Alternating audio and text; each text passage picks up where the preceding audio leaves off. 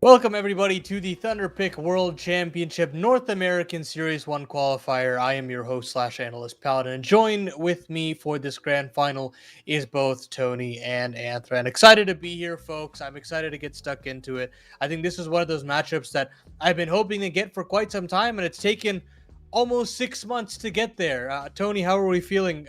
Just kind of on the outskirts when we look at this kind of a matchup. I'm feeling good, and as it would say on the bottom of your screen, hashtag value. That's what you're getting from this desk right now. That's what you're getting from these boys, and that's what you're getting from what hopefully is going to be a banger of a grand final, and I can only hope that you also agree, Anthran. I mean, I think it's weird because going into this grand final, I see two teams that are on completely different trajectories, and one that's very optimistic, very hopeful when I look at a team like NRG. And I'm not going to say all bad things about Legacy, but I feel like right now they're kind of in a tough spot and on the hot seat. And I'd almost say for reasons like that, this could be a must-win series for them.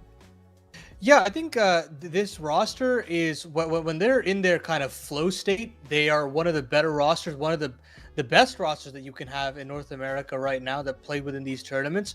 But at the same token, you look at the results that they've had, and honestly, we can kind of bring up their roster right now and start the conversation about them. But you see that the results that they have on paper. And it's pretty underwhelming. I mean, obviously missing out after the major and then the issues that they had there, having the problems in ECL, dropping to a Nouns roster that they shouldn't have, and falling at third place.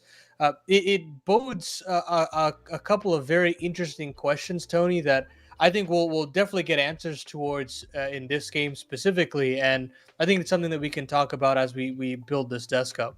Yeah, I guess to kind of, put a little bit on that we can look into maybe a little bit later, more in depth. But it was kind of an awkward trajectory from them after their rebuild, as far as getting their officials in, as far as their scheduling had gone. You know, trying to get in the time to get it not only good practice but also good officials, and then having to forfeit so many of those games. It really just felt like it was never really spelt out in a beautiful way for them to have this miracle run to either the major or the deep playoffs in ECL.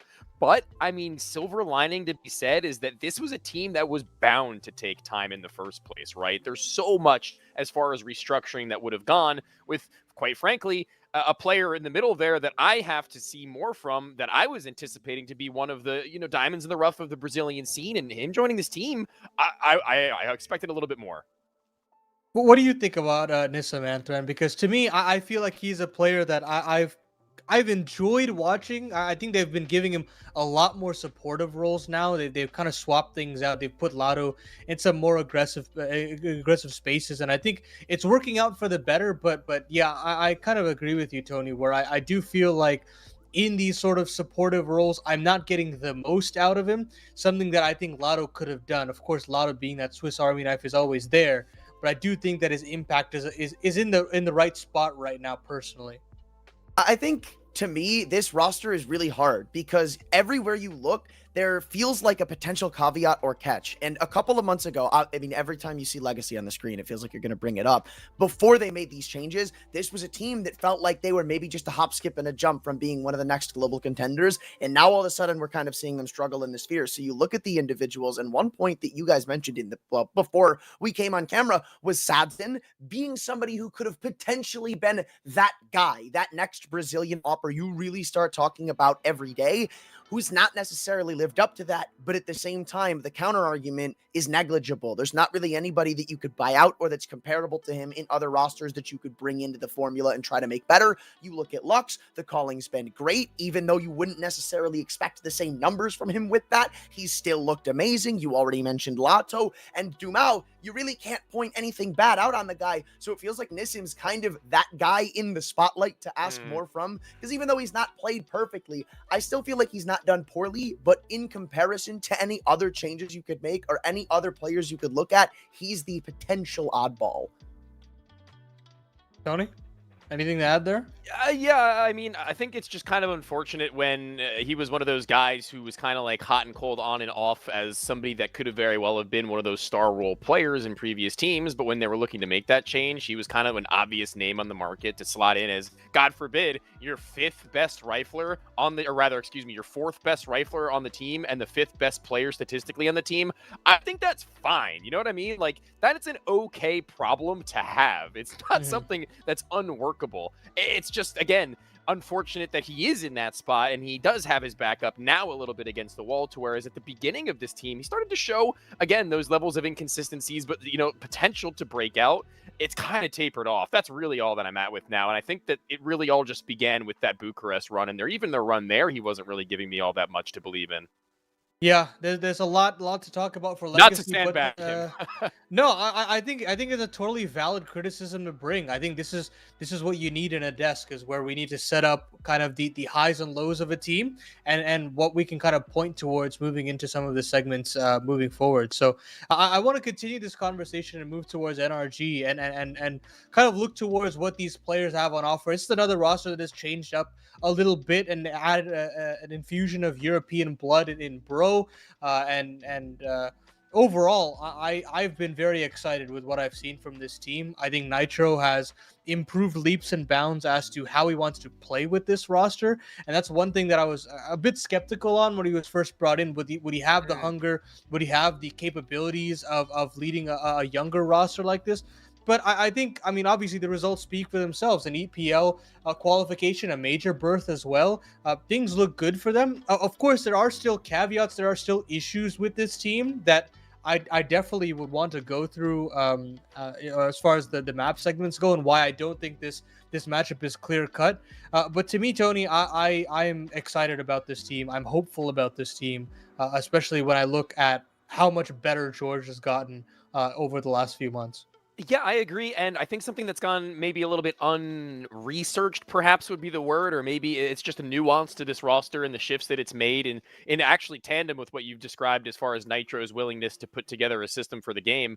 I think that he's actually taken a lot of personal individual liberties to step up to the plate on T side in particular. I'm really happy to see that he's not afraid to play in some spots that would otherwise be given to maybe quote unquote star players, where he's been there before. I mean, it's not like he was a poor individual at the end of Counter-Strike. I mean, obviously hindered maybe a little bit, but as far as an in-game leader at the top level would go, I would say he's still by far and away a better fit for that than any other in North America at that rate. And I think you also can look at maybe his time in Valorant, and he was kind of playing pretty hot, I would say, again there. He kept his aim up. It wasn't like he was just gone and shied away from it. He's taken a lot of responsibility CT side to balance that. So, again, that's just something that I deeply respect.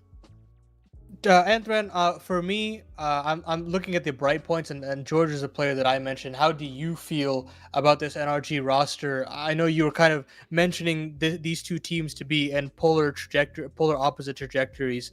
Why would you consider that to be the case, beyond just the results, I'd say?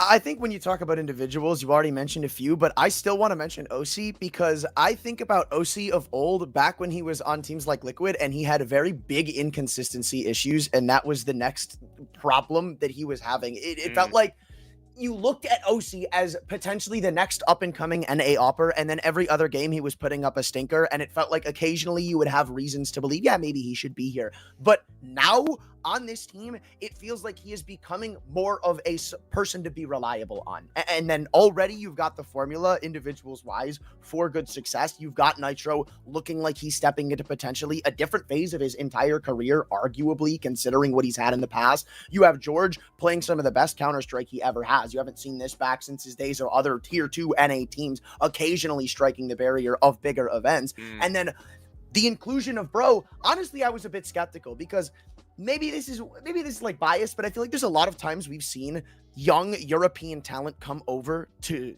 NA rosters, even potentially Halzerk, even though he's kind of been okay. I'd still want a bit more out of him, where it feels like it's not just plug and play, but Bro was. And yeah, he's had the occasional bad map or two, but he's another person to look at and be like, yeah, he's an up and coming player. Like, I think there's no weak spots on this team when I stare at it, and that's why this team is on such a good trajectory. They're qualifying for bigger events. They're beating bigger and better teams. They're looking good and consistent while doing it. I still want to see some more consistency in terms of like teams that they go against, like Wildcard, and still drop maps in Series 2. But as it currently stands, there is a fine line of teams that NRG will be beating, and they're not a squad that's going to get upset.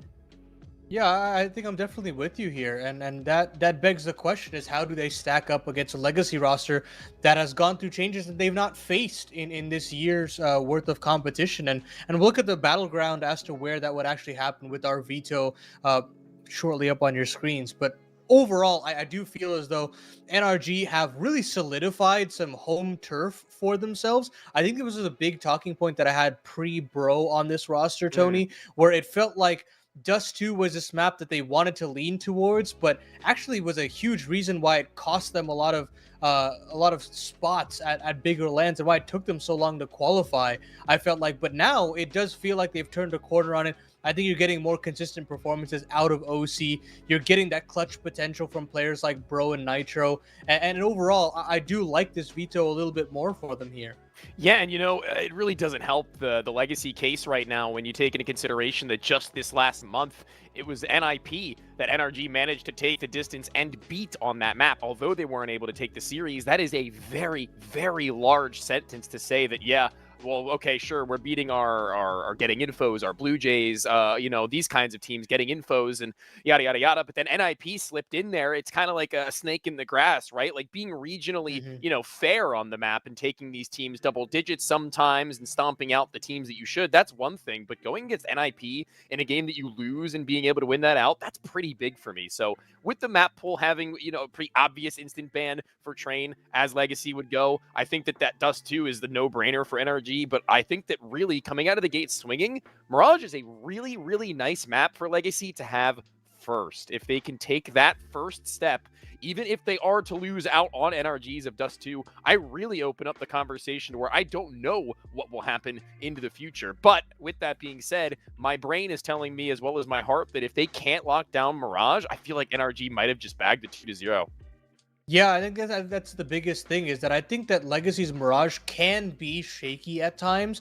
This is one thing that I've noticed that they've kind of played around with how they want to put people on the map. They originally had what Lotto on that B bomb site as a B anchor that honestly rubbed me the wrong way. I didn't like that they wanted to put him that supportive. He did it very well, mind you, but I just felt like I could see his impact elsewhere. And they kind of have shifted him over. They're relying on Lux to play that position Mm. now, and I think that actually has changed up and freed up this legacy roster a little bit more. You're getting a bit more impact out of that scary rifling duo of Dumao and Lotto.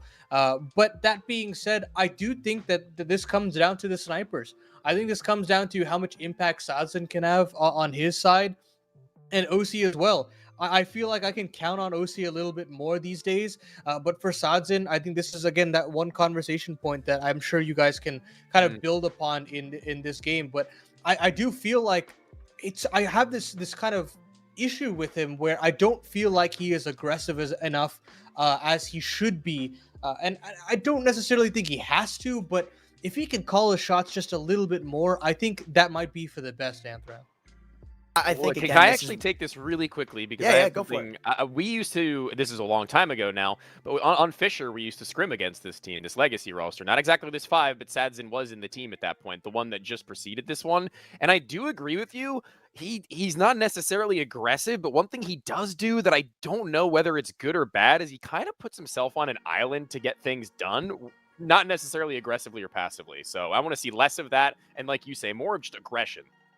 Well, the game is live, folks. Our grand final here in the Thunderpick World Championship North American Series 1. Tony and Anthran, take it away. Sorry to stuff you there, Anthran, but you got more than enough time to get this one going now. Look, man, look, I don't have the perspective of being a coach for semi-pro, pro, whatever you guys want to call yourselves. So I'll take your word Something on like it more that. than mine. But for now, all I do know is it's been a lot of inconsistency in the discussion from Legacy. I'm sure they'd like to turn some attention back their way now with a very, I'd say, basic split. Couple going A through ramp and Palace. You've got two walking up mid, trying to take ladder control. George, quick fall.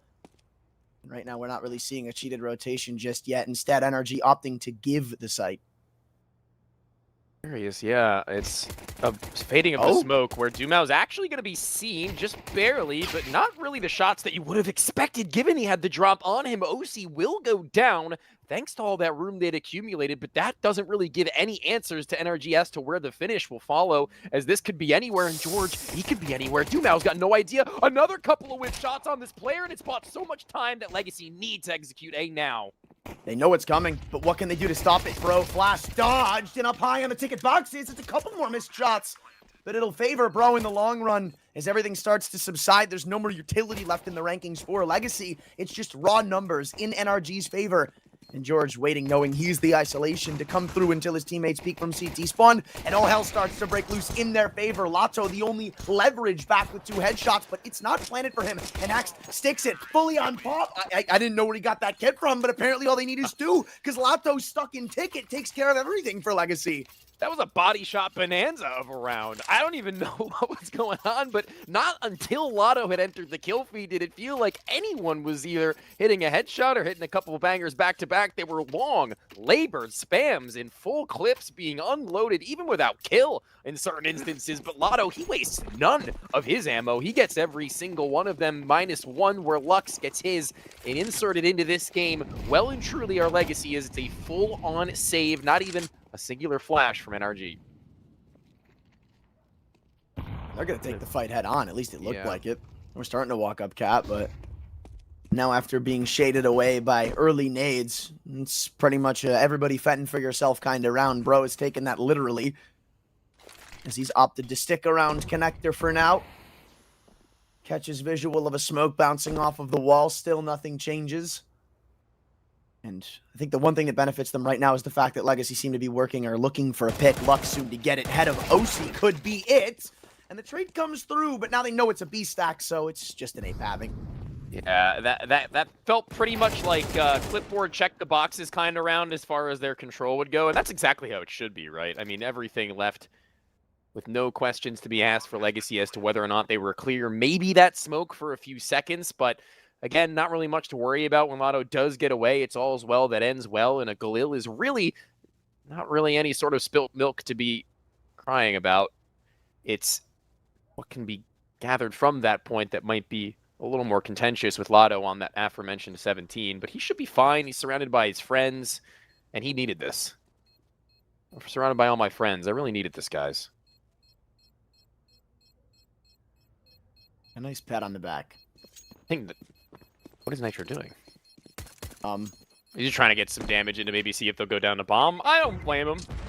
Not a bad idea. He goes down to bomb, though, but he didn't buy anything. KD's almost had somebody in range. You know, I don't even dislike that for the point of losing the Galil. It's just unfortunate that the kill comes via Mach 10, so they get even more money. Yeah. Yeah, that's a stinker. But look at the buy in comparison, though. I mean, it's not necessarily, I would say, 100% of a bonus round for Legacy. They're still going to have more than enough money to get like, some AK-47s and utility. They look like they wanted to take some pace to that, but they kind of pumped the brakes. There are 2 players walking up. What a good setup this could be. George on first contact, annihilated, and Dumau doubles down. What a great set of double entries with no flash of support, not even needing a teammate. That's the Dumau we come to expect.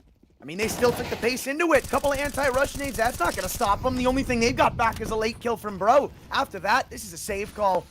NRG, you'd be lucky to get away with these 2 M4s. Legacy have shown how quick they are to try and get these hunts.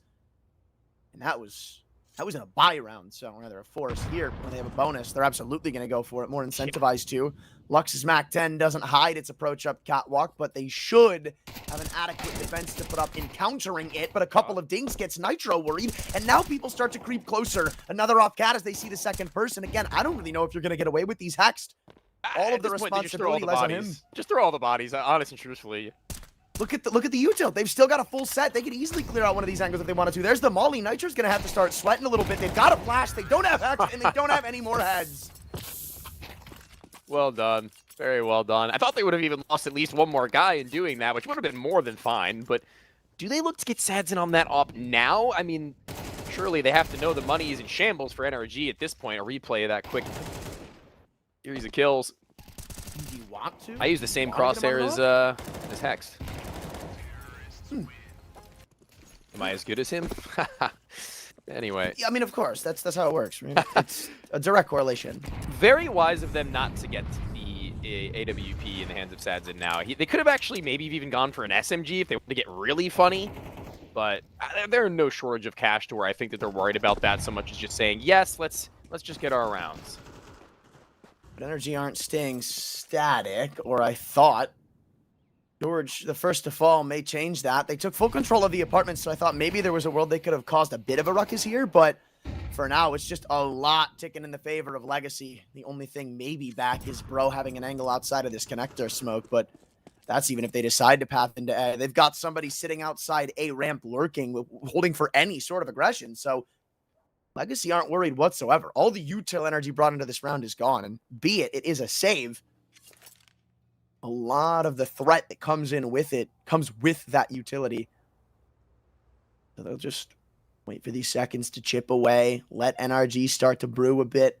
Finally, Hex takes initiative and continues to walk through the apartments, but this is what they're looking for. Lato, he's posted up from top mid, and Hex might walk right in unless he turns away.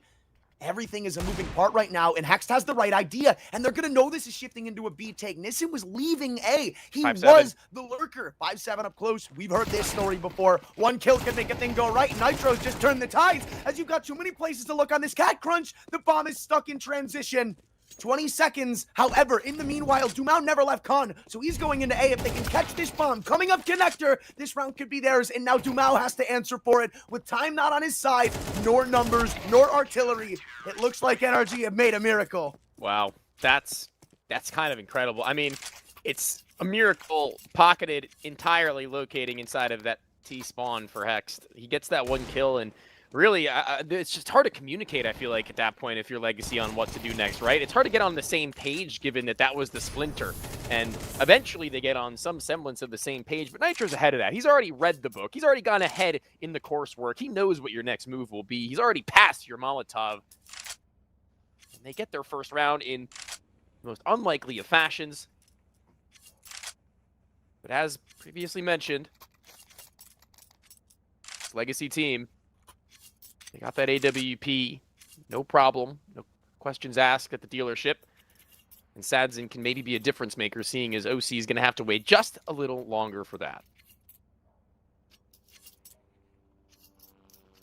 A lot of utility, down to like the penny have they gone for NRG, but Legacy even more so, they've gone down to the last penny. They've spent even that trying to get whatever they can. This is going to be a pretty early read onto what they're going to do from you and I have a feel.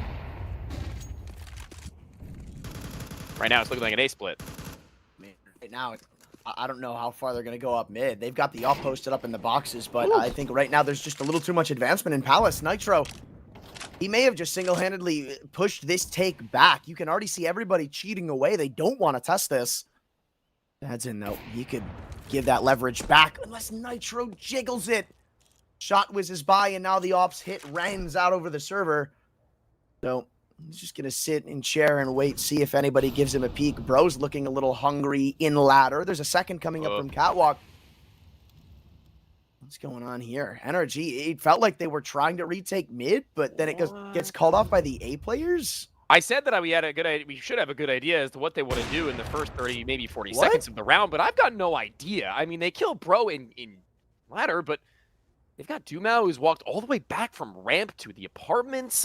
Is he going to be a late activation lurk after they go through their initial push through Con? That could be something. That could be a nice nuanced layer to this take that they may not be anticipating, but he still has a incendiary and no one's at the ramp other than the bomb. That's problems. That's Neeson, who needs to get a duel, who needs to win a fight, and if they can't, they're going to be in for some trouble as the rest eventually reconglomerate. A back is turned from Nitro. That should be George on an early warning sign to maybe do something. He needs to play off the wall, drop the incendiary into Palace, forces out actually Lado, who get the kill. I can't believe that. This round is a bundle of joy, but only for Legacy as well as you and I, because as it's unfolded, it's NRG on the back end, and they've been laid out.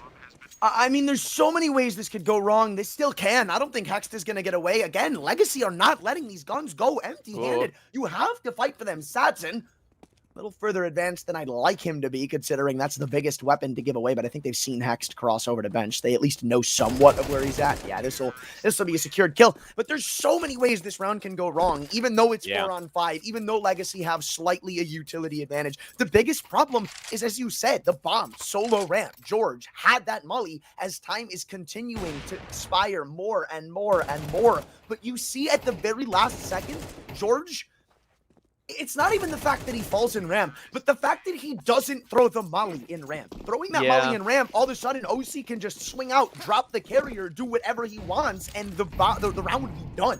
Like 90% of that round really hinged on the fact that Legacy were betting on them not making any re-aggressions. And if they had an A or B, they would have been cooked, to be frank. But that molly, speaking of being cooked, it'll fade, and OC misses his shot. That can't happen. Needs to have some impact before he goes down. His teammate is here. Pro has arrived in through the smoke. Lotto will die, and they've yet to make their way onto the bottom floor. It's Neeson next to do so, perhaps, as you would have thought. The smokes are still up and in play, and one well-placed flash or one well-placed smoke may give him the room to move, but right now he's tucked and he's cornered. It's OC who's got his exit from the first window, it would seem, and Hext on the ladder, but Lux laid up through catwalk. He's kept his body covered and clear, and Hext is going to expose himself, but not going to be seen initially. It's Bro who gets out through the doorway, and Hext wide swinging. What's happened? They've collapsed from their morals. Their initial game plan has been backfired, and now, although they're all here, who's trapped in with who? Is it NRG with Legacy, or is it Legacy with NRG? It seems to be the former, as Nitro is left to clutch a 5 HP Neeson and a Sadzin off the post. Well, that's pretty much all you got beyond the HE, and Nitro's taking the fight against the off through the smoke. Sadzin, it's the easiest shot you're gonna get.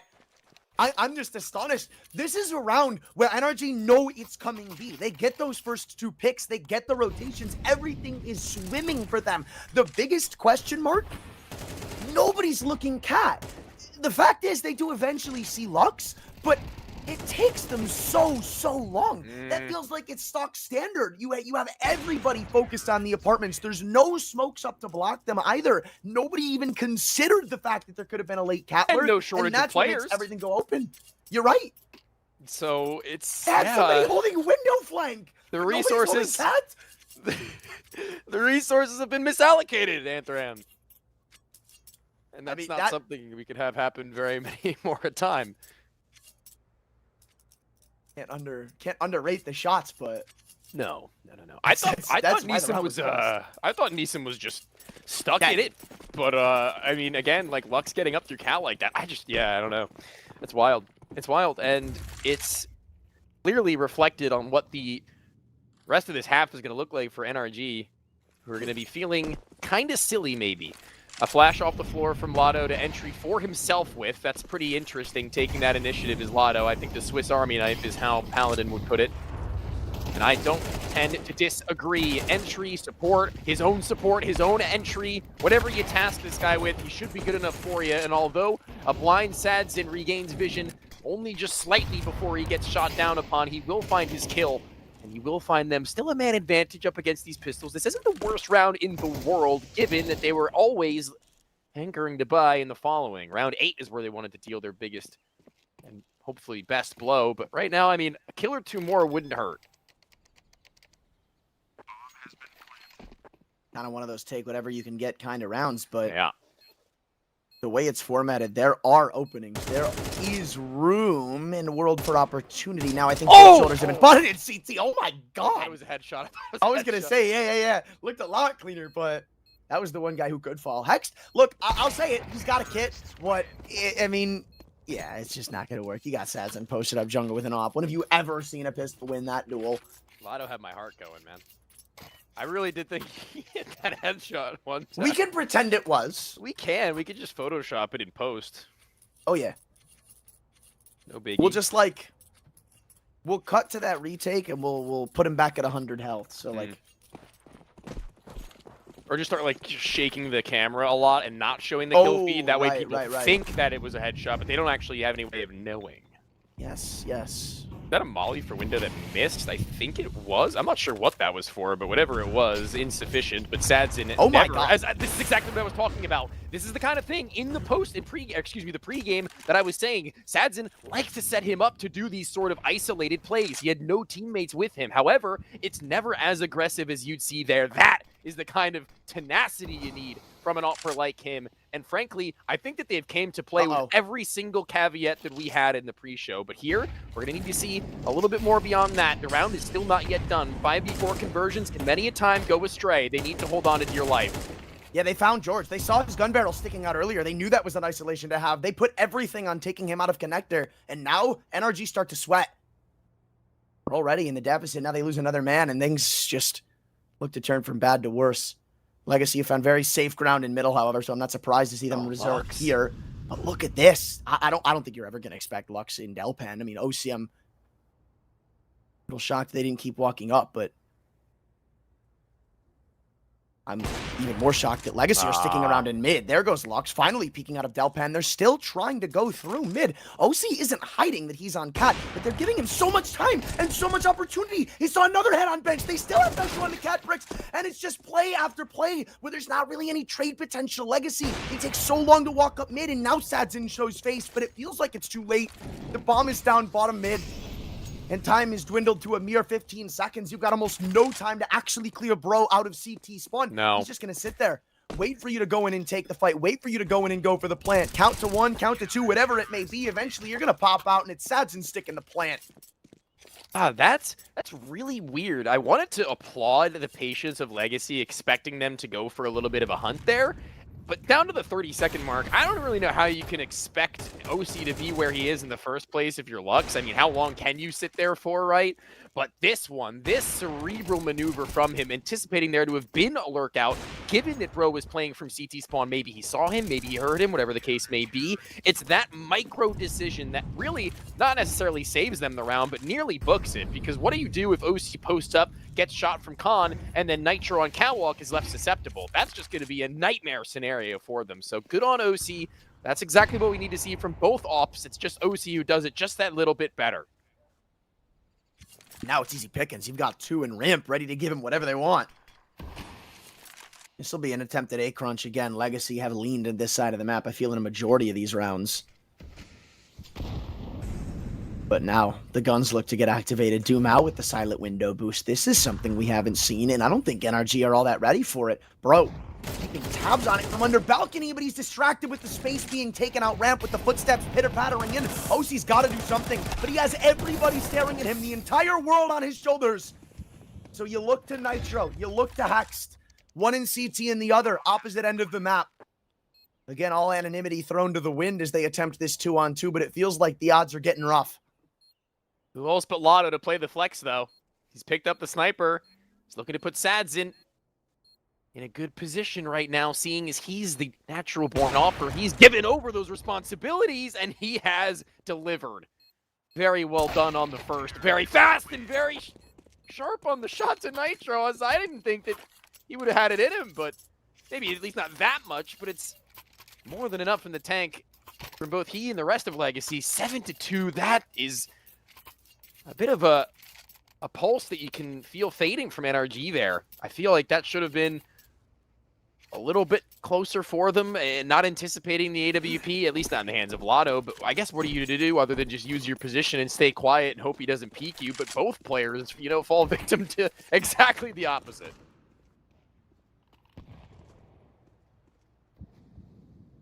Lotto's killing it right now, and he's somebody that he's having a banger of a game. He's your top performer. Well, right. It's kind of a scary story for what's to build from the rest. I mean, you've essentially got him just running into sites and taking 2 players almost every single round. So why the hell not, right? Play with that fire. Maybe Nissim will give you some fire here. Nah, just trade it out in Palace. But again, like we said a couple of rounds ago, it feels like one where you're just clearing the check boxes. And now Lotto has his to check. I don't remember the last time I cleared this, to be honest with you. I was going to say, this is one of those angles. This is one of those once a half, once a game kind of angles. And Nitro is going to get cleared. Jiggle, in fact. Lotto, he ain't like us. He goes does not straight forgive in. or He knows, forget. He knows exactly where the vulnerabilities lie. He finds them, rips them out, and now says, bro, how are you going to pull off a 1-on-4? The answer is you won't. So the trade came through, but the round absolutely did not. And this is looking more dire as times go on. We came into this game worried about legacy, potential inconsistency issues on this map. There have been big losses. There was a world this looked like a series. NRG could have swept it away 2-0. But now I'm almost wondering what we're even going to see out of NRG, because it's been sloppy. We've seen, you know, brief flashes of good reactions, I would say, from NRG above all else. But, you know, for every brief flash comes the darkness that ensues or precedes. So, gotta be the full package. And Lotto being the full package for Legacy as the first one dropped, problematic. He was in one of those positions we've actually criticized Legacy despite their lead for being a little bit too far away from the pack, where it didn't really seem as if there was a whole lot of vision behind it.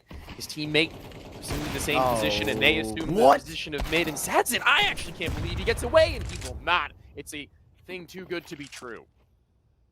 I mean, they're still trying to fight for mid, but it feels like NRG have finally caught on somewhat. Knowing somebody's in window, Hex is not going to let that one go. Nice little love tap from his teammate, too. A pat on the back. We mentioned it earlier for Legacy. It's only fitting NRG get one, too. But Nissim and Dumao are looking for participation trophies as they inch their way back into the round. Again, could not be further away from each other, it feels. But Nissim will come to regroup. Or not. I'm not entirely sure. I'm not entirely sure what the idea here is. Opposite of the thing that you say. Right? Like, I mean, if Nissim had the bomb, I feel like it'd make a little more sense. Maybe try to do something crazy at the end toward A, but in all likelihood, this is just a save. Right? Yeah. You're going into the last round. If you can keep your guns, that's nice. But it's not going to be pretty. They have one loss. They don't have any loss bonus built, so Dadson's just about the only person who's going to get a clean buy going.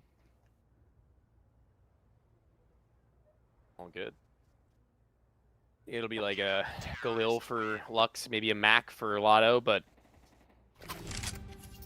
last round of the half, I mean, they've already done more than enough to be comfortable with where they stand. So this would just be a really nice mental, not only victory, but breakdown to their opponents. To lose out to this buy might just be one of those head scratchers where you go into the next half trying to think about the next half, but you're still thinking like, oh my god, how did we lose that? You know what I mean? Those are some of the worst timings to lose around in that regard, in that fashion. I mean, they had one of them, just not at the end of the half. Exactly. If that were to happen at the end of the half, you'd probably be pretty upset. Yeah. But full reset is still entirely available for NRG so long as they make this one look good, so long as they feel like they belong here. They got two players over towards this A ramp where they showed skin over at B with a number of bodies and trying to make the pop happen. They've elicited some utility. They've actually sent these players outward towards A, but they're going to be going dry, so it would seem. And OC, when he's been tested dry, especially in the latter ends of this half, he's been pretty proficient for at least his one. You know, I actually don't think we've seen him in CT this map. I'm pretty sure he's primarily been focused around B, and Legacy are going to come walking right in. I can't imagine there's not a flash for this, but they're so confident right now. George is just going to talk play anti and wait for them to walk out. Smoke is perfectly timed. Couldn't be better. But Dumao has other ideas. Creeps through it. There's George stepping up. He needed to, or else OC and he both fall. However, the site still may be susceptible to being overrun, and I don't think NRG are going to be too quick to try and stop them. Say, we'll play retake instead. However, early on in this round, they baited the B nades. There won't be mollies for this retake beyond what OC brings into it from Ticket. There's that, one smoke, and one flash. Their time, not of a huge factor, as they're going to go back in from connector. This is a whole mess of things because there's still a player in underpass that they don't even know about. Hex, last man spotted on Cat. Good luck getting back in. He'll try his damnedest, and they are all split up. I can't say there aren't 1v1s on the board for him to try and seize, but he'll have to work these perfectly. Smoke covers Khan, knows a man's in jungle. This is where our crossfire can start to get from nice to deadly, and it is planted for them as well, so it's not like that's going to be something to worry about. Sneaking through into stairs, it's the Tech 9 trying to take the first initiative, trying to take the first contact. Lato, he's just a beacon to look at. Not even the guy shooting, it's Nissim who ends the half, and a 9-3 finish from Legacy starts to ease our worries.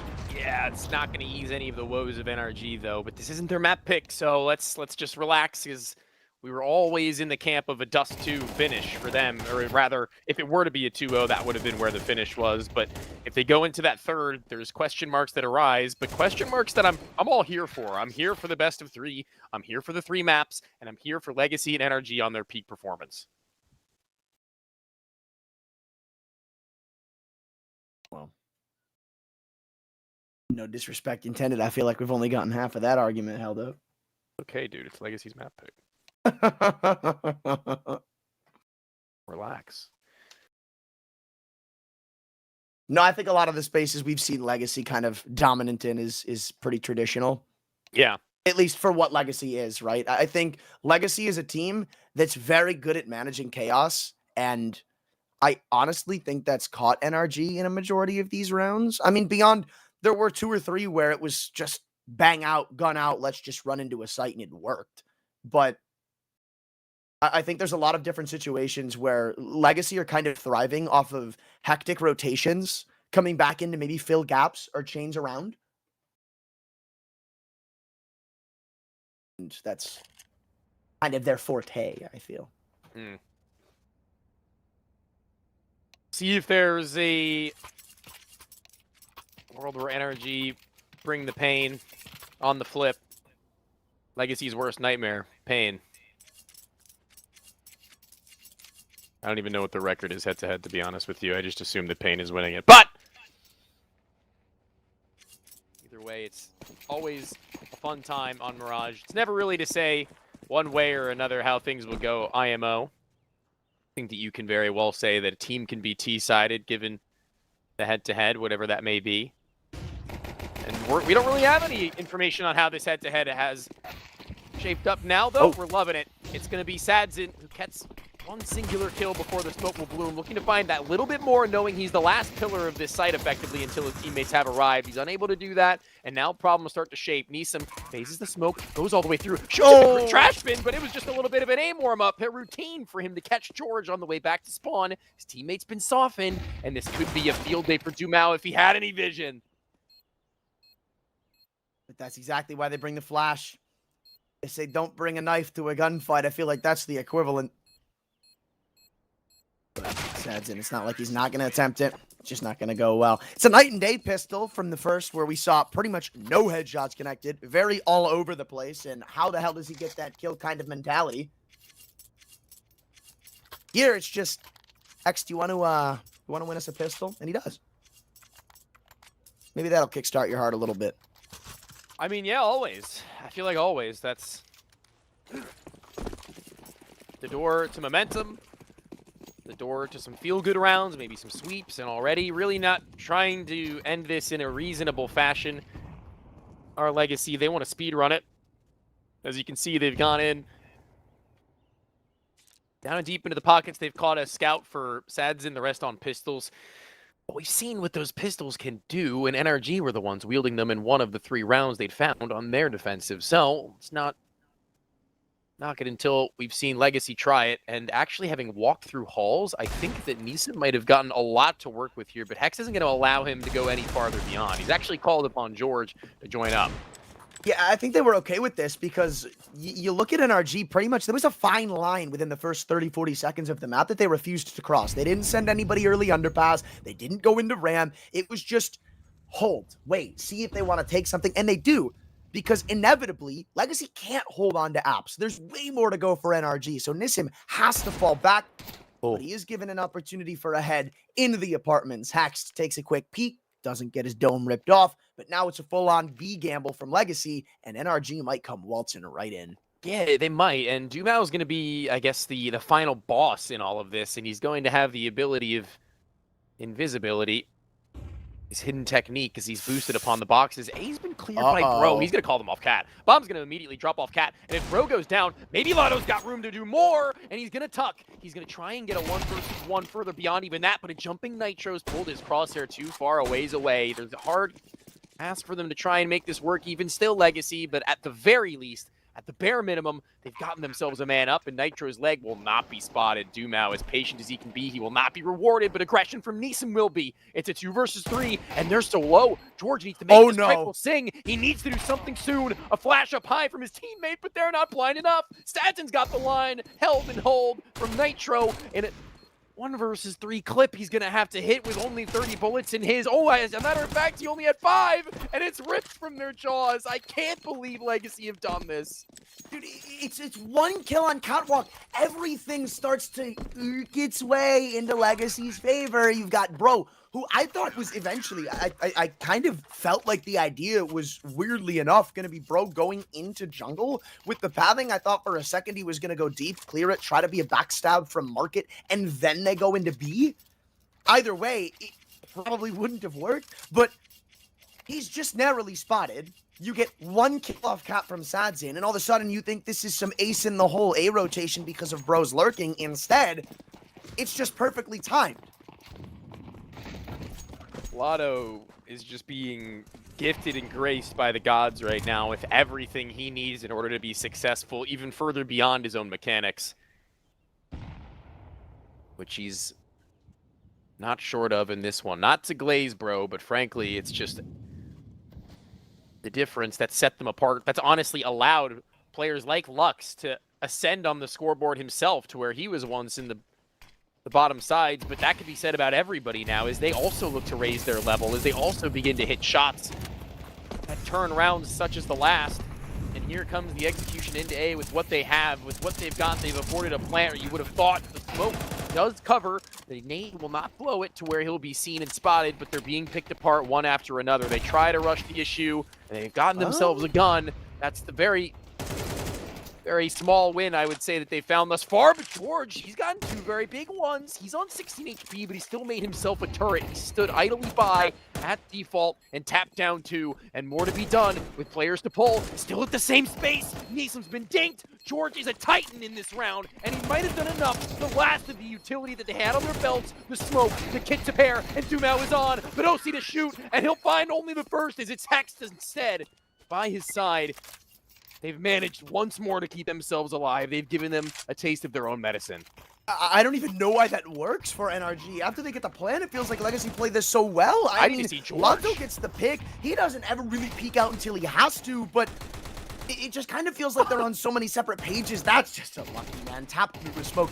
You've got players peeking from jungle, or I'm sorry, from stairs into sight, and then you've got players in jungle who don't really want to go in just yet, still worrying about CT. And it's just one too many windows that NRG were allowed to try and take duels back into the round. However, now Legacy want to fight back, giving it every dime they've got. Dumao's jumped out of the window and he'll tuck in underpass. Lotto's just trying to bait. Don't look there, please, whatever you do. A lot of spam, though, right now, and it almost makes it suspicious if they know. Oh, they saw Lux. They know about him. Knowing is only half the battle. True. Just like half the job is just showing up. The other half is actually, you know, doing the job. So let's see. Wise words. If they can do them. Thank you. I've been taking both of those 2 different phrases we've taken to heart recently. And George has been very, very patient, as he should be, in a position he can't afford any liberties. He needs to just periodically check on this, and obviously not shying away from his own individual abilities, trying to fight down Lotto and force him out. He has flushed him successfully, but it's not really dissuaded his team from going from the execution. They were already on their way back, and time was of the essence. It's Hex who catches a kill onto the player who was stuck out in the open. It's Sads and Scout. I think we've seen one too many a time where these lesser weapons have done something miraculous, and Lux almost making me use my words. Thank the Lord, if you're an NRG fan, that the bomb does get planted, but that, again, is only half the battle. They need Neeson to be able to fight off this spawn side with Sadzin, who's waited for all so long a time, and so many of them are tagged. A scout shot into 3 would be fatal. Not going to be the frag, and that should be it. It should be. But even now, still going in for it. Bro has threaded the needle with Lux, who still stands to the stairs. Smoke will fade, and he hears Lux running away. Takes way longer than it needed to. They go through every sort of ring they can to let that round continue on. But I mean, in their defense, they do kind of need control of something. Mm-hmm. But unfortunately, at the end of the day, just not enough. So finally, we'll see a save call. I feel like it's been forever since we've seen a just full-on save. Let's not buy Tech 9s. Let's not buy pistols. Let's just chill with a couple of flashies and try to bang them. Oh, But like flashbang, men. Come on. Come on. Of course your head goes there. Mm. Taking a long overdue breather as far as buying would be concerned, our legacy. Oh, They're finally cooling it. there's, I mean, if they were to turn around from underpass, which why would you? But if they did, you've got Bro on an entire plateau of his own. There is not a single human in sight, and Dumao was interested, but shots don't connect. So best weapon for the job too, out of what they have. I was gonna say options, I could pick a lot more weapons to be. The options aren't plenty. They're very few. Bro almost getting slapped down by virtue of mistiming on the escalation. Dumao, despite being the player to get the first piece of it, seemingly at least close to the last to fall. He's out in mid, waiting for all so long a time for someone to give him something, playing patiently behind the boxes. And will they exit in their direction? I would find that unwise, and so too would they. And that's why they're the pros. You know, maybe this is like content filled of me, but I swear Flom has got a crazy P250. I think he has. I think him and Shroud were like always the ones getting the like, the Reddit clips for that. And Simple, that's really that's like the three. You duded me. What's up? No, it was just like remembering the good old days. Yeah. Tabson, that's a good shout. Tabson, I remember that guy. He used to play the game. That was from our nope. That was from our analyst Paladin, to be credited. Good shouts. I think Snacks used to be pretty good with it too, if I'm not mistaken. No, come on, man. The Big Apple and Snacks is hungry. It's not a P250. Yeah, buy a P250 just around and watch how quick you get kicked from one of my comp matches. Anyway. Flash high. Oh, they're pushing up mid. Lux wants to take the fight here, and he's set up. Kind of pushing up mid. I don't think they're going to go much further beyond, yeah. That could have been a lot worse for Lux to actually be fully committed before they'd done that. This is weird. I mean, they're on two, again, completely different pages. George is forced to go out through that palace smoke, and even though they get the trade back in mid, the bomb is down on A. They know where this is going. And they also know Bro is completely removed from this. I'm surprised Nitro was allowed to get the bomb so freely.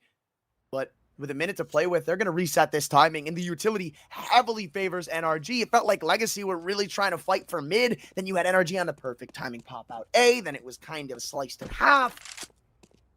But, while this is going on, Bro is somehow crept all the way through the apartments, cleared out B, and there will be a post plant that Legacy have to answer for. In fact, I don't even know if they're going to go for this. They have no kits, they have 2 flashes, and they're just now starting to catch wind that this is likely going to be a B hit. But I don't really know how favoring this is going to be. Oh, will be. Wait, Bro's going to keep going. Bro, he starts in mid, goes through, gets the pick back on window, and then never really puts his foot on the brake, and now Nitro's got to play this 1v2 from the Van Pillar. He'll know where the market player is coming from, but I don't know if he's aware about the second. Clearly not with the way he's holding. And they're playing this so well together. Trading off of one another until Nitro removes Dumao without so much as a second thought. And now it's an honest-to-God one-on-one still. That kit going to be a massive problem. You've got to play around. It feels like he knows, and at this point, the round's already done. Lux, he can just hope to add some kills to the board, but not even that is obtainable. I want to harken back to a point I'd made once more, that Nitro is really allowed these kinds of rounds. He's given the respect of his teammates, the respect of his experience and knowledge in the game to this point. And he's no slouch on the firearm. Pulls the clutch out. Finds himself nearing the top sides of the board just behind Hex. And really, that is the kind of clutch that brings you back into a game. If they lose that, it starts to get a little bit awkward. Their money starts to be questionable. The CTs are back, and they're able to battle with An economy at 11-7 that really starts to force some difficult and awkward decisions from NRG for the remainder of this map, but no longer. This is still a very open door, seeing as this is a tighter race than maybe you, I, or anybody else could have anticipated. But again, I hate to be, you know, too much of an adversary of thought or conversation on desks. I think it's really good to have alternating viewpoints and such, but I genuinely did believe there was a world that NRG could turn things back on their head given the ends of that first half. Just depends now. You still got this Sads and Scout. Try to combine the two, but didn't really work out. Kind of like that window peak. He was the reason they got their one CT-sided round thus far. That's something we have to give him credit for. So I'm not entirely going to count this down and dusted, but it's far-fetched to assume they're favored, but they have gotten control of ramp. OC, the only prong caring for this right now. So they'll get early warning of this A push or not. Again, it's timing is everything right now. Legacy getting so many different spots where it's just favoring them. And there will be some hesitation before they commit on to B. These players aren't just going to stop it walking through spawn considering they've gotten to the trash can. They're going to be going behind him. And the utility's being pulled out. They're not even ready to go in, but Lux doesn't go through T-Apps. I think that's okay. I really do. There's 3 players here still, Anthran. And he's going to confirm that nobody's coming from mid, so they can put all sights locked. Look out for the first tag would be big, but a kill would be even bigger. He goes huge. So too are going to have the pistols. And one drops off the balcony, clear to the left and clear to the right. It's Bro that'll finish the job that George had started, and now Neeson stayed and waited, but can wait no longer when Bro goes hunting. A 2v2 with Vlado nowhere in sight. He was over at A this whole time, but still, this guy's Deagle. We've seen him hit shots with very little delay in between pulling the trigger. It's Nitro who's going to be the first up and challenger. The head is all he'll need, and only a 1v1 you would have thought, but even still, the AK triumphs, and Lotto gives them a run for their money. He gets the sweat visible on the necks. But as has been a tale on this CT side so many a time for Legacy, it's not enough. But it's not enough. CS2 Zonix Law. It just stings. Oh my god, don't you dare, man. Sorry. Hated that. Just true, dude. Hated that. Hated them because they spoke the truth.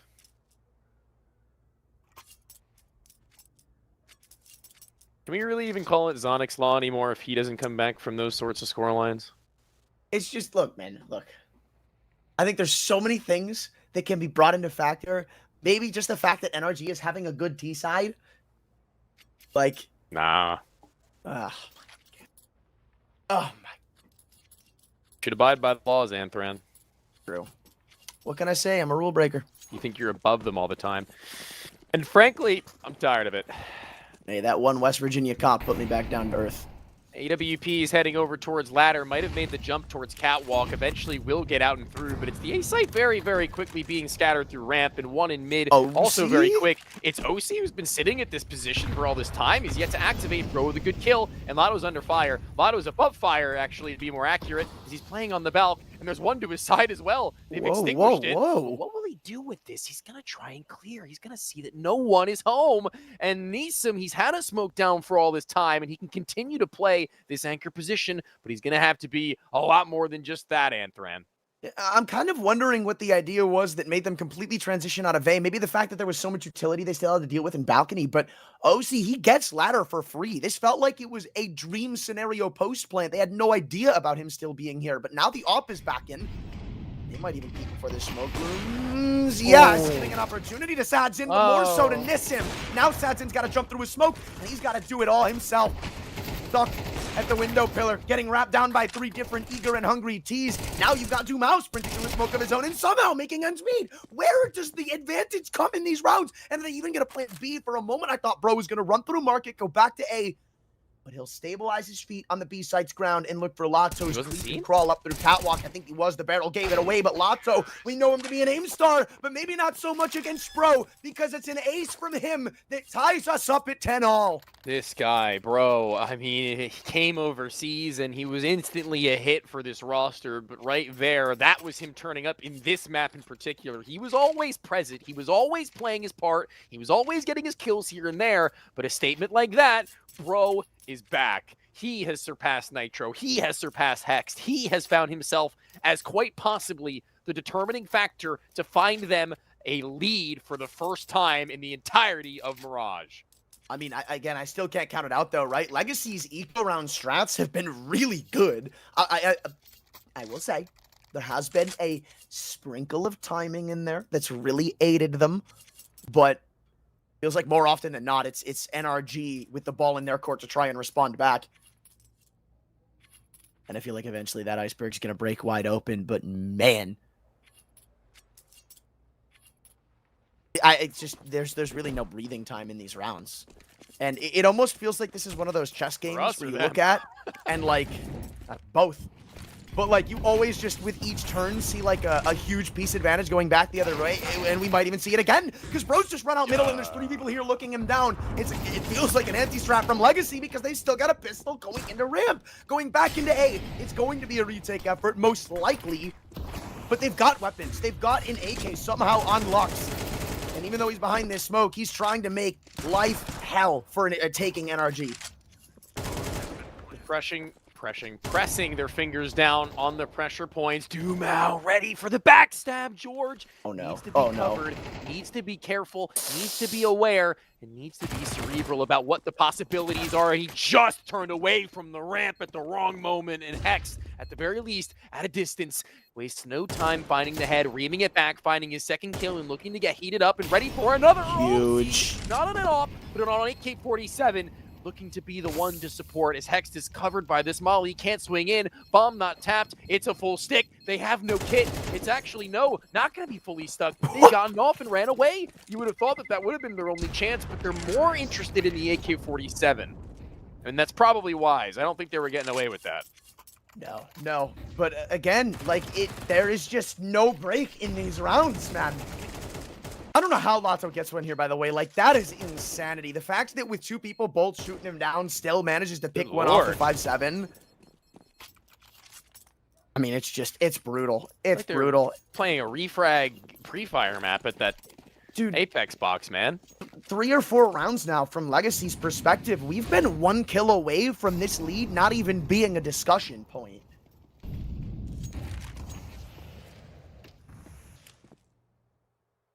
Another moment where, you know, the primary difference in this round is that op of Sadzin. I mean, I think I'd be lying if I said he's just been absent in this game, but not taking over situations or scenarios to where his OC's been pretty happy to play with an AK-47 on this T side almost all the way through, if not all the way through, if I'm misremembering. I can't actually recall a moment where he had one, but even still, shot out good from Sadzin, as mentioned. Again, the smoke won't bloom in time to cover Hexed. Nitro's got a stall. Seen this so many times before, man. But now with the rifles in their hands, it feels like maybe this could be the round that Legacy have been just so hungry for in the past 4 or 5. But you've still got to worry about Bro. And he is being fed the world for information right now. Knows somebody's in ramp, knows somebody's in CT. Here's footsteps in window. He has whereabouts of 3 players already locked down. This is a game of timing, a game of chance. And George is just hoping that that player in Underbout doesn't peek Bro, or the timing doesn't favor him. Bro, oh my God, he somehow gets Lux turning away. Lux was holding that for a good 20-30 seconds, and the entire pop isn't even going to A. It's just Nissim stuck at the back of the site on B. This is still a winnable round from Legacy. It all comes down to time. 13 seconds. They've got to get this plan. All he's doing is playing his life, stopping that bomb from getting into the site, stopping them from getting a guaranteed post plan, and they still think he's around the corner. But eventually, OC puts him in the grave and gives NRG map point. I actually just real-life emoted the absolute cinema. Unironically, How has it gotten to be so very close and down to the wire? How is Neeson even remotely justified in staying at B for that long and it almost working? Oh. Well, It's every one of these rounds, right? Because if that kill comes in on the player swinging from ban, even in the very last duel, you win that fight, round's done. 4 Legacy seconds left. win it. Tuck to the door. Oh, man. It's just unlucky because this is the 5th or 6th concurrent round that Legacy have done something exactly like that, where one kill going their way, one bit of timing not going against them, one decision being changed. That round is theirs. And it's got to be heartbreaking, man, because it's every round. This is going to make for one hell of a tweet for the NRG Twitter account. I will tell you, this map, as an update to their run in this final, is something of, honestly, a rarity, but one that they'll absolutely be glad to be a part of. Here comes the last stand before the last stand for Legacy. They're going to need to do it twice. They're going to need to pick themselves up by the jockstrap and be prepared for whatever is to come their way. Utility, very much so. Very few far in between. No armor for Sadzin. No head armor for 3. Won't matter. SMG for Lotto. Everyone's going to have to be in peak condition for this one as the sniper rifle is posted from CT spawn, from that ticket booth. You got an SMG tucked up into Sandwich, not yet spotted or seen. Uh-oh. I don't think there's 2 nades right now from Lux and Sadzin. No. I think the idea here, Sadzin's going to take contact, and then you've got Lux and Sadzin who could both potentially just nade dive this A-ramp push. Perfectly timed smoke, too. Oh, this goes from bad to worse. I'm actually kind of worried about this. I think that flashbang from Sadzin is actually going to be the first piece that he pulls. I think he's going to try and set up Lotto as soon as they head up over the ramp side, and here it is. No nade first.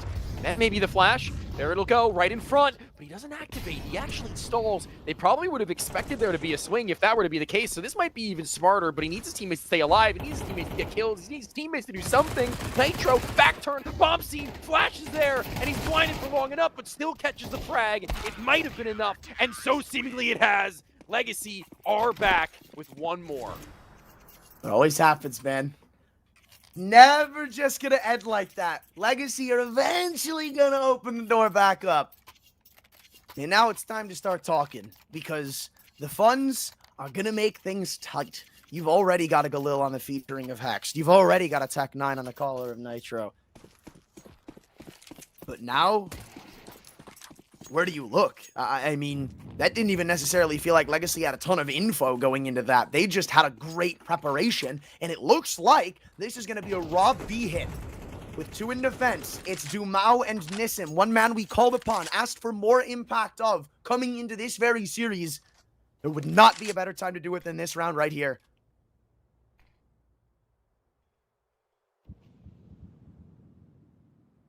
One smoke. Almost reminiscent of the sound of thunder. You're catching my drift. It's NRG who said that they were to bring the boom tonight. NRG said that they were ready to strike, but Lightning doesn't seem to strike twice in the same place unless it's Legacy who's on the other end. This round had to have been just about as good as the last, and they've gotten beyond the points of default, but they've not yet gotten beyond the point of a first and opening kill. They may have found Dumao, but so it would seem as of now it's all that they'll find unless Bro brings everything. In a 1 versus 4 turn 3, that's all it will ever be. It ceases to exist in reimagining Mirage as we go to overtime. I mean, if you're NRG, you're still cool with that, right? The fact is, this was a 9-3 half you were staring down the gullet of. The fact is, this felt like it was a game we wouldn't be discussing for much more than 4 or 5 rounds post the pistol. But stakes reset. Looks like Legacy are actually looking pretty damn good. These past 2 rounds, it feels like it's partially what we've been missing. There's been big multi-kills that don't just immediately get traded back out by NRG. There's been good baits. There's been what feels like an allowance for bigger potential. I mean, sure, that last round does get very much so boosted by the fact that Tumao gets 2 kills on the cat pillar, but Nissim, the way he played around the site was perfect, but all the time didn't allow any room to get a kill back in. There wasn't any over-aggressions, wasn't any quick trades allowed. And now we're finally seeing the best of both of these teams. This is more of the map and series we were bargaining for. Giving myself a little bit of breathing time, really. Hard to needed. It's 80 degrees over here. Is it actually? Yeah, it's 80, and What the time of night AC is doesn't it like again? to work in my room. Wait, you're on like the East Coast. 8:30. You're in New York. Yeah. Oh my God, what's the temperature for me right now? Actually, I'm pretty hot in my room. drenched. It's I'm 67. drenched, It's raining man. here. That's probably why it's not as bad. More humid than anything else, so you still feel the heat. But Yep. I mean, Even look, I don't need a still. pool when I just turn into a body of water. yeah, shape of Yep. body of water. And I'll be the pool, form of a pool. Into the overtime affair, though. I mean, Mirage, it's a pretty hot map. It's getting pretty hot in the rooms of the players, I would only assume. Maybe not frustrations or tensions rising. I feel like if anything else, it's probably a lot of relieved pressure across the board. Come back from NRG, eventually able to tie the knot on overtime at the very least, given a comeback of their own.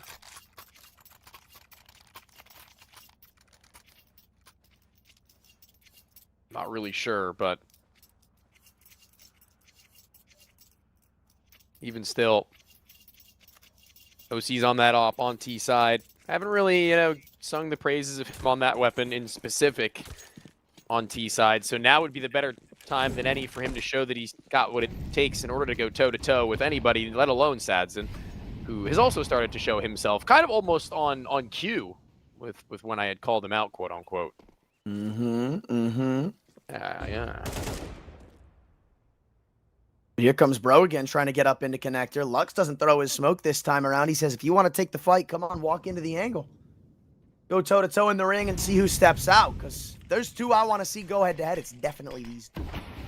That or Lotso could be a good substitution. Point is, it's a duel that never happens, one that lives in our fantasies. Though what's more realistic is NRG seizing mid-control, and it's just a horde of utility coming back in from the window from Lux. Need to blow the smoke, or at least he would aim to. It is going to be blown just enough, and a fast reaction, but just a little bit wild.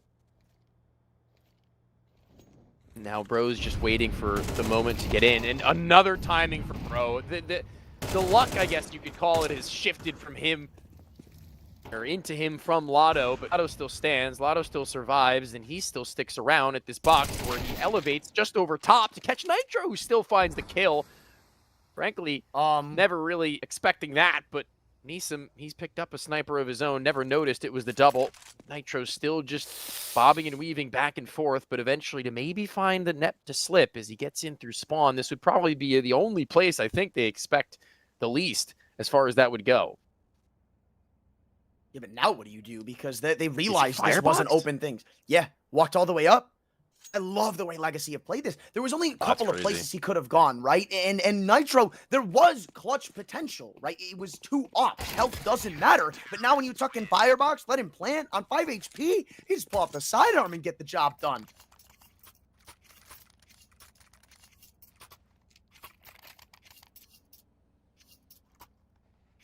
But again, it's a good hold from Legacy. Good enough reactions to get the job done, put the lead back in their favor, and now, if you're NRG, it might start feeling like it's been forever since you've won a round, just because you got the pause. You got the first round of overtime, and a couple before it that got them here. Because that goes on, it's going to get harder and harder for them to get things like entries, get big poppy plays, get momentum started. And they've still got this double up, by the way. That's something they haven't dealt with. Did they even know that it was there? I don't think they did.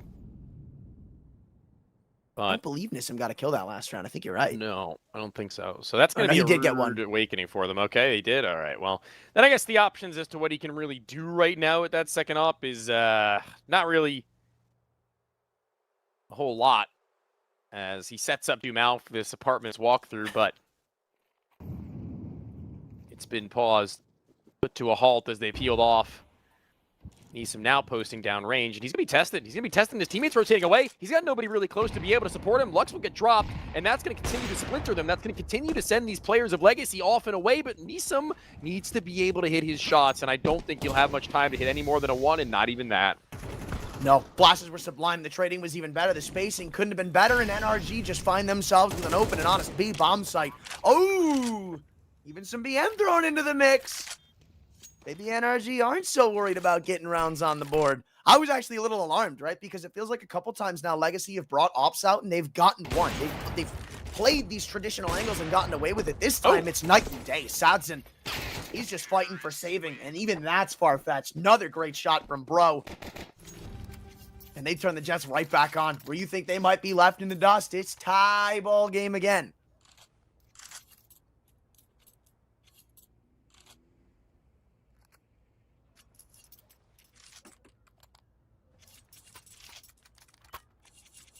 Very interesting place to be. Thought we were going to have more of a conversation of a head-to-head clash than this map than on Inferno maybe, but I think now floodgates have opened and conversation has let us somewhat dry ourselves, but the players seemingly not letting off. Not letting one side overpower the other. Makes for a good series and makes for a good map in particular. And also, something I've only just now realized is that we haven't really been saying George's name a whole lot, and he's been placed up in this apartment's position. He's waiting to make his time known. He's waiting to make his name big one be heard around the map, but how much longer can he really afford to wait? To be fair, I think George has kind of been thrown the short end of the stick, even in a lot of these T-sided rounds. He's typically been the guy in Palace or the last in when it comes to something like a B hit. So usually by the time he gets there, the round's already decided, so can't entirely say I blame him. But you are right. Would like to see a bit more out of the guy, and here's that chance, because as this smoke starts to subside at the top of the apartments, guess what? Lato's on the other end of it, and this is going to be an A-pop. Bomb.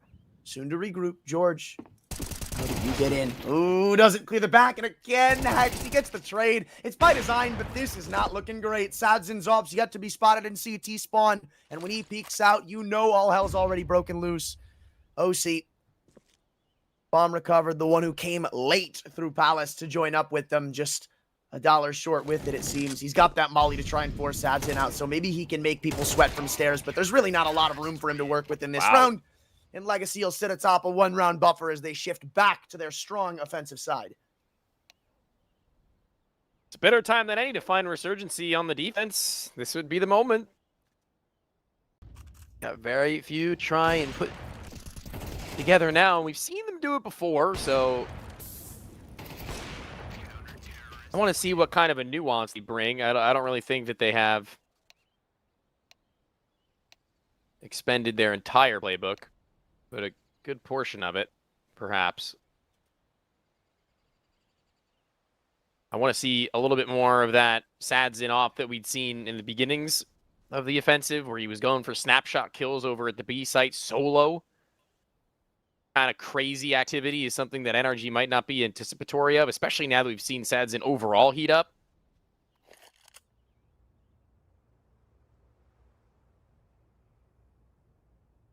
Could be something crazy pulled out of the hat, but let's see what's going on for potentially the last half of the game. But turn down for what, baby? We're getting loud. And only the first map of potentially 3 in Legacy are pushing NRG the distance. I mean, again, this is exactly what we wanted. Just took us a while to get here. And now I'm interested to see what NRG CT side looks like with the stakes reset back to nothing. Well, maybe -1 round, but who's really keeping count, am I right? Sadzen's off certainly is as he tries to post up on Del Pen. Nobody quick to give him a peek. And now we look at OC's in the apartments. Quite the same story, it feels. A passive one between these two. Just a flash to force him off the angle and a shoulder that could have been a little too much. But Lato now knows Or at least he's playing like it. Molly's exchanged. Sadzin starts to walk up. He might be the man taking first contact. This could be another round where one of them is the victim of timing. Really just depends on what goes on in window. For a moment, Bro seemed like he wanted to repeat. But leaves it to the trusty arms of Nitro to fend off that cat push. Says, if you want to boost in, we'll go about that bridge when we get there. Instead, let him walk up Con, try to take ahead with you. And it's Hex to find the first for the CTs on cat. But it's an entry in A that Legacy were looking for. I wouldn't call it desperation from Hex to go for a spray like that. It's coordinated, calculated, looking to find a kill before they get in and through, and it would have been the timing to do it. He knows that he hadn't wasted it, squandered no opportunity on his plate, and even then finding yet another, and he's been really the driving force for them, the only one to frag as this round goes deeper into the clutch. It's post-plant where Lotto and Dumao as well as Nisam are all pretty unhealthy as far as it would go. The AK is still potent as Nitro with the box, not going to save his life, and OC looks to elevate, but only finds himself planted in the ground. It's Hex who is now the last remaining, the only to have given them a shot in overtime, half to round one, and this looks to be map point once again, but this is Legacy who are on the receiving end of that. And it's back to what we saw them before on in the first half. It feels like there's not a lot of stress for them trying to get into these choke points like Connector. Mid was a staple of that first half. They used it so many times. I don't ever think we really saw them go without it in one of the site takes. But NRG, it feels like they're still grasping at straws trying to find space around the map. We've seen them a couple of times back in the first half try to take something like ramp. Wouldn't ever really work out. George would typically get caught or traded. Even if they had a setup going, it would just get obliterated. Couldn't tell you if it's fear or what, but the default defense isn't working much when Legacy are running through you. Well, I could give more of the credit to Lato, who has just continued to rip them apart. But whatever it may be, Legacy are just going to keep asking for more of it now that they sit with 2 chances to send themselves up by a map going into Dust 2. And Lato might just W key out A to try and do it again. Only met by a Molly, but we saw before this did not stop him. In comes the flash, and in comes the take behind it. Finally, George steps up. What a time to come alive. Flash high, Molly below it, and Neesum's going to look to try and find someone through the floorboards. No such luck. Bro still stands, his teammate by his side. And it starts to get a little bit claustrophobic if you're Legacy right now. Everyone's starting to feel like they've got to make the move, and Lux might be the man to do it, but he's just been given no time to get there before all of his options have dwindled down as far as supporting one of his teammates would be. It's only Sadzin as his last line. And they're between one another, but when will, if at all, anybody turn towards spawn? I don't think they will. They don't have a reason to, really. I think that Lux just got to go on Discovery. No! Unreasonable is the miss on both players. Thought he would have had at least one, but he commits to the full-on spray after a quick burst that was never fully settled. And George found 3 kills in this round. A 4th is not so far off. We've missed you, buddy. Dude, that just hurts.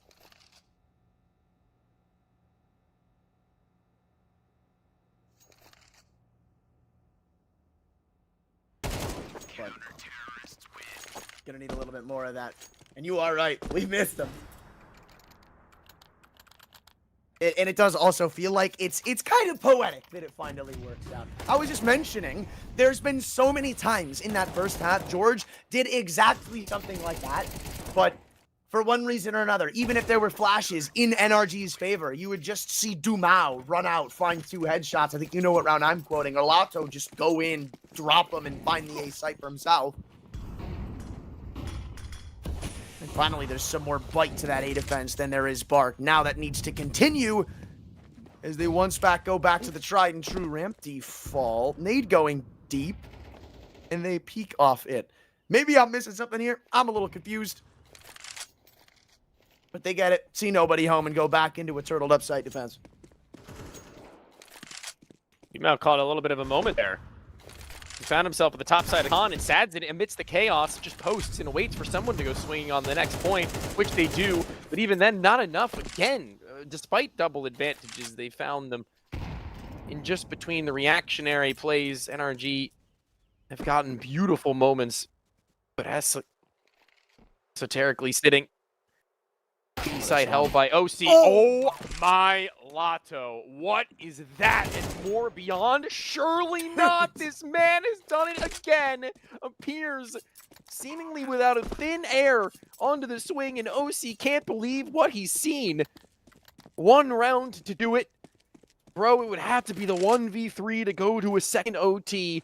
He's gotten a little bit of util. The nade is scuffed. NA nades. Bro has been indoctrinated well and truly so. Sadzin's ready for the window peak. Although he may miss, it's confirmation of the last player. If they didn't know before, they surely do now. It's Mirage at 16-14, and Legacy take it home. Looks like we're going to have to send this one over to Paladin in order to get us a little bit in a moment. But what a game that was, Anthran. We're going to have to get his thoughts, really. I feel like there's so much to pick apart. There is no shortage of information that's been given over from these, and the replays that'll go along with it as well.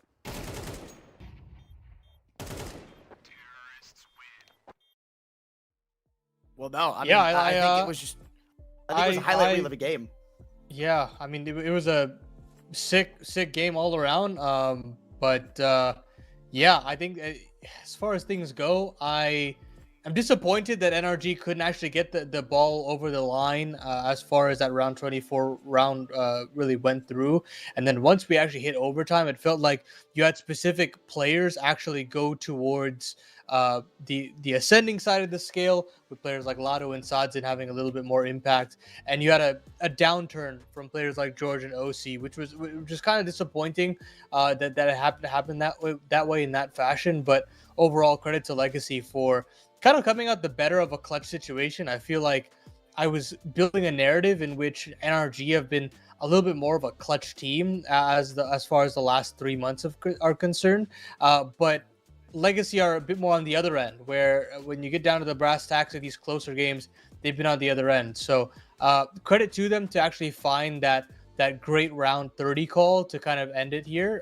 But yeah, I'm really satisfied with how I saw things here. I don't know about how you felt there from Tony, to Tony, how you felt in that situation, but impressed with how Lux wanted to call out that overtime T side.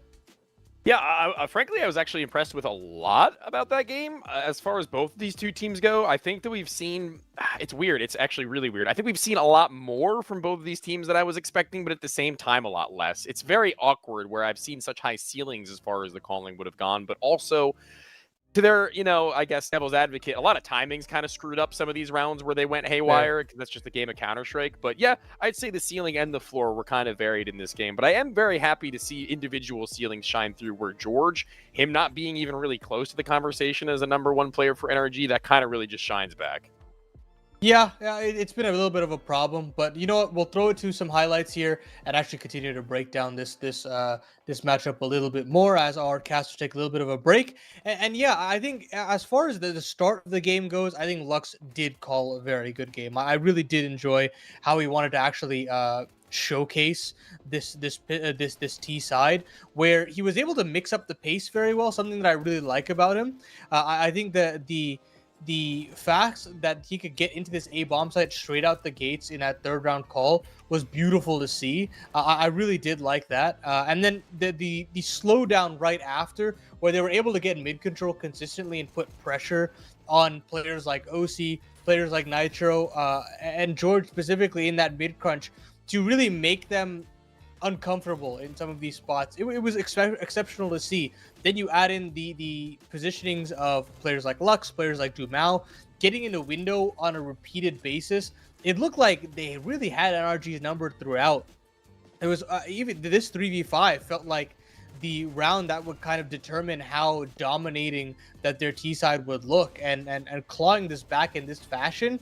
It looked like NRG didn't necessarily have any of the wherewithal to actually contend in this head-to-head, and this might actually be just a straight-up whitewash. But it did really interest me in the fact that you had certain players come up big in terms of the clutches to pull things back. You had OC in certain situations here in this big mid-round situation where it felt like they were really backs against the wall, and they had lost all this information in middle. They had lost all kind of timing in the round that it felt like they'd be able to claw it back. And even this 2v1 from Lotto, in terms of the work that he was able to do on that AWP, immense work from them. That even with the big eco win that NRG had earlier in the half, there was all of these reroutings from Legacy to get them back on track, to get them back into contention, that the end score line felt a lot more doable for Legacy to just close it out. NRG, though, they find a way to muscle through 4 rounds, and you feel like, okay, or sorry, 3 rounds, mind you, that they have a little bit to stand on. And this pistol really kickstarted things. Credit to, I believe it was either Hexter George to get that big double to open things up, and that really made things a lot more doable. And you can start to see that Nitro has a little bit more left in the tank from a calling perspective. Yes, he did have some couple of big impactful kills in this force buy, specifically from George. That double, that one singular kill through the smoke, through that jungle side. But then you had a couple of big 1v1 clutches from, I believe, Bro and Nitro as well to keep them alive. And that's where, again, I build this narrative that I say that NRG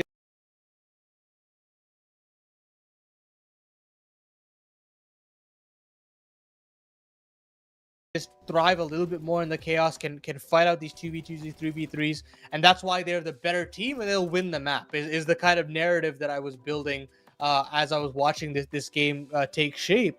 But unfortunately, it just didn't come together in that final round of regulation. And I actually thought the round that they called there was wonderful. I wish we could actually break that down completely, but the fashion of what they do is they take the apartment's control, they feign mid presence by throwing a con smoke and a window smoke as well, toss a little bit of utility as well to bolster that. I believe it's Bro that goes out alone. He tosses in one Molotov and really sells the fact that another mid control play is coming. They have a couple of guaranteed players that actually focused in on it from the CT side, where you've got that con player that isn't the floater that would move back into the B site, and you basically retain a player, an anchor, side anchor that is pushed all the way back into the B bomb site, and your con player or your cat player that is being pushed back to bricks that won't actually be able to turn his attention. Luckily, though, for the Legacy side of things, Duma gets a massive double kill, and that double kill really seals the deal. It gives time for a rotation to come through. It gives an opportunity for Legacy to plant their feet on that B bomb site, and Nissim just does just enough to get it over the line. And that's where I think things kind of fall apart for NRG. It feels as though Legacy have gotten their number.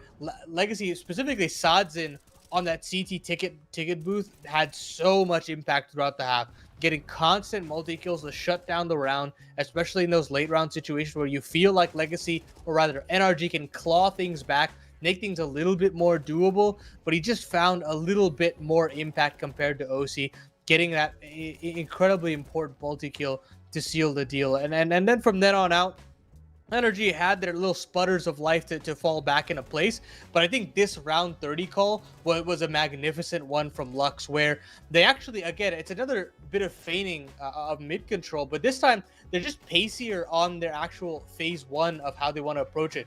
Instead of throwing down that initial utility, they show just scraps. They throw a window smoke and I believe a cat smoke there as well. And they get to the base of connector at like a minute 25, minute 20. You've got a player coming in from ramp as well. And they've completely caught off guard some of the players involved. Your default player is getting caught in transition. You've got another player that I believe was in triple that was trying to kind of figure things out, getting settled in that round. And you get a couple of solid entries coming in through the con side, and then it just completely opens the floodgates. There's no chance in hell for NRG to claw things back there. That's just a stellar call from Lux that I really liked in that round 30 situation, and why I think that Legacy just come a little bit more prepared in this map overall. I just like how Lux was able to maneuver these positions of some of these players in some of these key kind of swing rounds that you would have in this map of Mirage.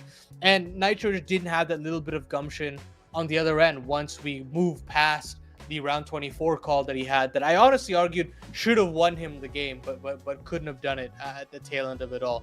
So We move over to Dust 2. I'm not going to write this series out by any means. I think that NRG still are the favorite to win this and push us to a third. But Legacy have gotten over the line of the map that they needed to have that ace in the hole of Inferno in the tail end. I look at that map. I think it's a very similar storyline there, where I do feel like Sadzin has a little bit more impact. I do think Lux is a little bit more effective as a caller. And NRG have had a couple of shaky moments there as far as domestic matchups go, and that's something I will really have to look in towards when we get towards that third map, if we get there, mind you. So Legacy have a little bit of momentum that they can potentially play off of here in this second map of play. Let's see if they can actually close it out 2-0, if NRG will actually hunker down here on their home turf of Dust 2 and push us to a third. We'll see in a little bit.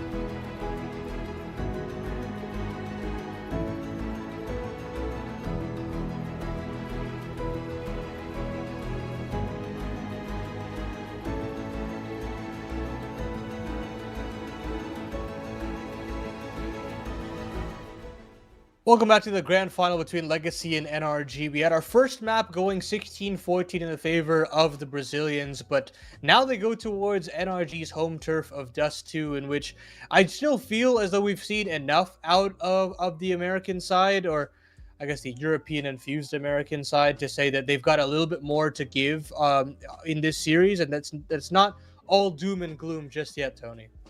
Yeah, I would tend to agree. I think that comeback in and of itself was pretty big mental fortitude being shown from those guys, where it could have just been an outright steamroll. It could have been a flattening. You know, I'm sure that they're probably feeling a little bit better than they would have, a little more warmed up than they probably would have been. I think that that's actually a pretty big thing for me personally when I was playing a little bit more in competitive. I think like best of 3 series and I get stomped map 1. It's really, really hard to, I'd say, shake off mentally sometimes. But even if hypothetically you do that, you go into that second map and you're just like, dude, I barely even got the chance to shoot. So at least they got that in. Yeah, it does feel like they've kind of turned a corner in that sense. You had a couple of dropped situations there from George initially to start out that map, but once he moved into overtime, he did have some impact where you had that multiple spray down that he had, or actually not necessarily spray down, but more so just the 3-piece that he had on that A site, which bodes well to see a little bit more out of him, and they definitely need more out of him as far as the series is concerned, because we kind of touted him as this next great rifler within North America, and I think he's made strides in that direction. Nitro has put him in positions to make him succeed in that fashion. And throughout these last 3 months, he's absolutely lived up to the task. But this is one of those qualification games where you do need all hands on deck, especially when you look towards the other end, Anthony, where it feels like Lotto and Dumal are definitely firing on all cylinders at this point. Yeah, it's hard because that's the one thing that's kind of leaning me in their direction, even going into Dust 2. Putting their previous results aside, I think obviously they've been riddled with inconsistency in the past, but right now it kind of feels like Legacy have a better game plan, and they also have more people online for said game plan. It didn't even necessarily feel like there were so many rounds on NRG's first CT side that was horribly formatted. It's just, when you have Dumal running in and ripping open heads, there's really only so much you can do. The trades were almost non-existent because he would run in, get 2, not allow you to trade, and then just move on with his life. And then same with Lotto. We even saw Lux do it a couple of times. It's kind of, to me, it's a bad omen when you have 3 riflers outshining an op that wasn't even doing bad just because of how successful they were at going in, getting entries, and winning rounds from the get-go. I think I carry that grudge into Dust 2, and unless something is different on Dust 2, unless we magically see a couple of people wake up, because even though it was taken far, I don't really feel like a ton of people woke up. I feel like there is more credit to Legacy potentially closing this out 2-0 than we're giving them. Yeah, I think it's a possibility if you talk about the individuals being awake today on the Brazilian side. But for me, I still think that I appreciate the defensive chemistry that NRG have on Dust 2, and I do like how Nitro likes to call on this map a little bit more than I do Lux. That's my biggest difference maker here, is that I just look at the kind of impact that you have from a macro perspective. And I do lean pretty heavily into NRG's favor. I don't think I've watched a good Legacy Dust 2 in a hot minute. I don't know if I'm mistaken, Tony, but it feels like it's not one of my favorite maps from them as far as Lux is concerned. No, it really hasn't been all that good. And I think when we also have the discussion where, again, this is the last time I'm going to bring it up like this, not to sandbag, Neesim, the guy who's playing in these roles that are not very ideal. He's playing in these roles that are highly anchor-based, and this map is no difference. This is a B-site anchor role for Neesim, who has been, all things considered, playing pretty good tonight, but not really all that much tested in a situation where he needs to get more than 1 kill in some of these instances, where otherwise if you'd found 1 where he doesn't find any, or 2, then it would have been a completely different story. This is another one of those conversations where it's like, is he going to be able to find even his 1 on B-site splits, on B-site executions, on pops, on plays that maybe are a little unorthodox from these guys who are not afraid to get up in your face? And I don't really know if I've seen it from Neesim yet tonight to be able to say that he's going to be able to stand the test, but I really do want to see how the mid to B pressure goes for NRG, how they react, and how Neesim holds. Well, we're going to get into our second map in this series between NRG and Legacy. It's on Dust 2. We'll see whether NRG can stay alive, as Tony and Anthron will take it away for us. What a pleasure. Thank you, Paladin. Always fun to have him. But what could be even more fun is Dust 2, because right now, you might have the best looking form from both of these teams you could ask for. Now it all depends on what happens in the server. Dumao, a quick spot out long as the flash greets his eyes. And then a quick fadeaway back into the site. NRG, nothing too crazy just yet. They don't get out long. They don't take a fight in mid. In fact, they're waiting to do so with a lower crunch. Lux spotting two heads, now starting to back away. Couple of shots rip off. No, they're staying around. Oh He's staying around with a kill. There's so many people trying to take this fight out mid, but nothing's really convincingly going their way just yet. Lux. Well, seconds too long, but still gets away near unscathed. Now it's that mid to B split you said you wanted to see NRG play with. Very much so did. And let's see if Neesum's got it, man. I mean, run down from so many positions, trying to catch these players on their runs. Not even a single one. Dadson and Dumao having now to double back and try and play a distance fight once these had faded, knowing there's high potential for someone on the sides left or right of the smoke. I don't really think that they're going to be going for a retake such as this anytime soon. I mean, it's kind of cool to have armor if you're Dumao on the next round. That could be a force, could be a save. Knowing Dust 2, I think very much so justifiable would be a force, knowing these guys. Extra money could be helpful too. Yeah. Give Sadson a couple heads, I'm sure he'll walk away with it. Oh.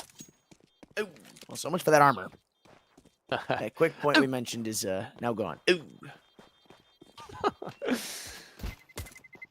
Sometimes it don't go your way, and I don't think it's gonna go Sadson's way either. Hey man, trying to make his way around that corner. A lot of dodges, bobs, and weaves, hops around corners. He might swerve and bend the corner. But it does have me saying, well, low-hanging fruit. I know. I don't care.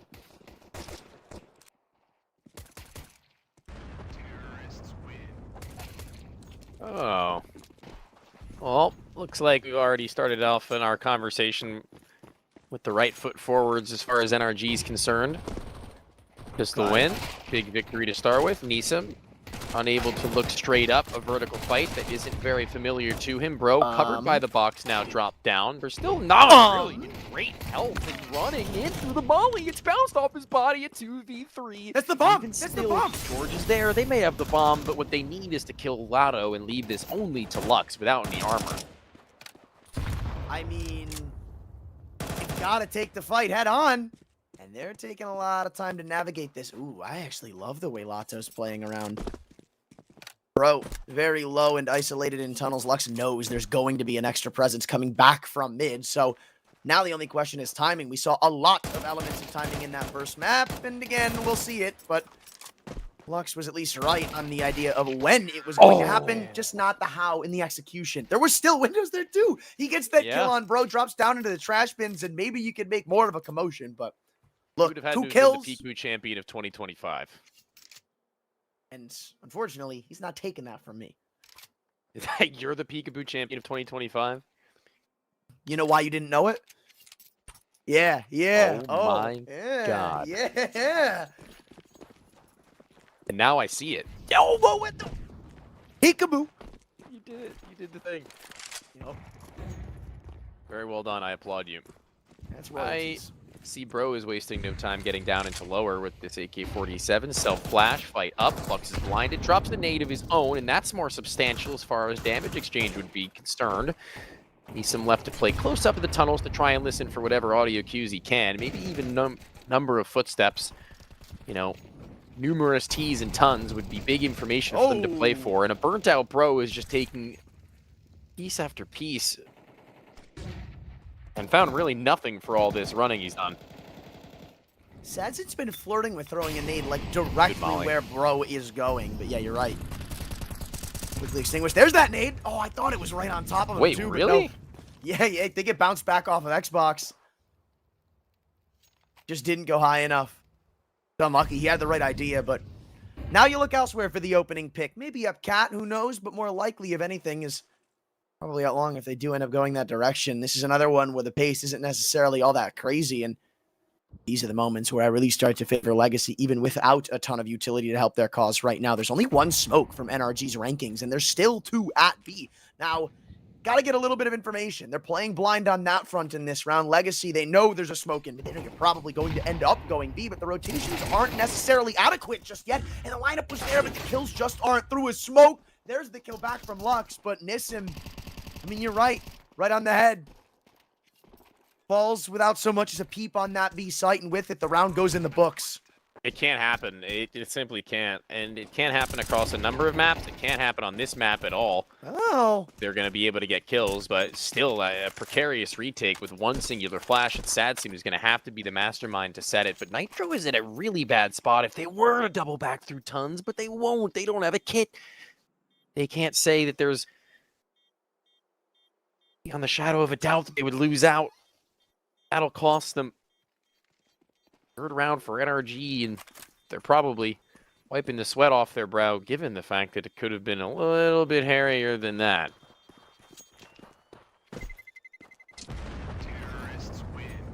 Just the way of the world. I mean, it's really being brought to life. I think that pistol round, if you're Nissim, I mean, it's just kind of unlucky. You have to worry about literally everything when your mid player falls. And it's a very, very hard shot to hit on the guy jumping out window like that. But, I mean, that round, it's just cut and dry of a peek and window with no flash, nothing that doesn't go his way. It was 1-2, sure, but that was 3 people called over from that mid peak, and that one's going to sting. First rifle down the gutter, and Legacy are buying back with everything they've got, or at least it seemed like it. But opening kills have come few and far between, and they're still not going to get it here. They get long control, but this is presence they've had before.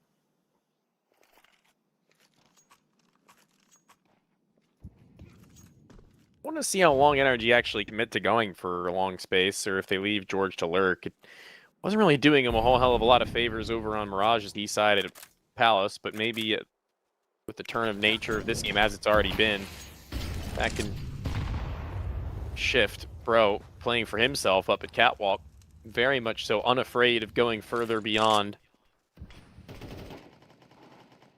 Solo smoke for lurk, double up at the doors, and eventually to walk through when they actually chunk in what I believe was a smoke, but they're going to go past it. Dumao will call the audio cues. He can hold mouse 1 and find a double down. OC plays and not having to worry about Sadseam will he, but his teammates are going to have to, as very much so he holds his ground as what would effectively cement him as the A-side anchor with all his other options having been befound. So there you go. That's a pretty big one for them. Hold on, the bomb on the back of OC, though. 30 seconds left. Hold on. Abandoning his post. Neeson's got a flank from mid. Oh, no. There's a real possibility that OC might have just slipped the net, but now he's calling it off. Dude, that would have been... That would have been... It's one of those moments where you're like... Going in the Neeson highlight reel of why. If only he knew, man. But Legacy walk away with a must-win round. They probably would have come away with a purchase in the next with the loss bonus acquired, whatnot, but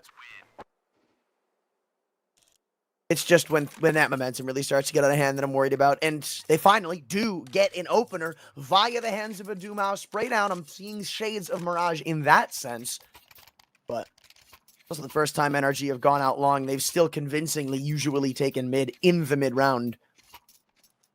Wouldn't be surprised if they go back to something a little more like that. But now we've got an op in the hands of Sadseam. That was gifted over to him. He doesn't do anything with it just yet. Nothing too aggressive off the start. Maybe a late round boost into the lower tunnels. Maybe looks like that's what they're setting up right now. However, there's 4 walking down Sui, and I don't think anybody's too crazy prepared for this. They're going to hear footsteps, so a crossfire will ensue. Trying to pull his op in time after the molly. Lotto had gotten his kills in before that were the case, though. His teammate had handled it for what it was, but still not pretty. Seeing nice things now from the rest of these Legacy guys. And Neeson tucks to the back of the site. All he's got to do is hold this mouse 1 amidst the smoke and hope to find some kills. It's a very easy task for him. George pulls the last of the incendiaries and mollies that were left to the ground. Doesn't burn him through, considering he'd already shuffled aside, and now OC looks to maybe make a pathway for himself. Oh, missed jump. You will have heard that he was at least attempting to jump onto Xbox, and there is the shadow just barely and briefly seen for Doom to strike. He's getting a little bit bloodthirsty, follows himself through, but George is in no real place to make an argument for a clutch for my money. It would have to be Steen. Incendiary goes beyond. Seems to find these all over the floor across the map, but none of them do effectively what he would have wanted them to. Sands still holds his post. There's a bomb plantless NRG 2 times over. Now feeling a little bit drained, seeing as that 650 times 2 money buff would have given them at least a conversation. Lato looked amazing there in lower tons, though. Got to give him credit for what he does. I mean, even though he gets traded in the long run, he's usually that second player to respond to B. Nissim was on an island after it, but the fact that he gets 2 is criminal. Now it seemed like they were trying to turn up the pace, go into B, try to maybe test Nissim on an anchor, but burns to a crisp. George, the one deagle, drops to 22 HP, and it's called off. That's in not so tight an angle. He could definitely react, especially if they're to go for the walks, but a walk across turn to a run, look to try and bait out the shot, and does so successfully, confirming his spot. Checking out the old reliable, that long corner, and he still has all other facets of the site cut down. Lux with a shakier spray, but one that still fires off all the damage required, and Sadzin, greedy son of a gun, takes away one of the kills that would have meant the ace for the captain and caller, but Lux will be happy with what he's done for the crew regardless. Oh, trust me. I can resonate with that a lot. Being greedy? You are not getting an ace on my watch.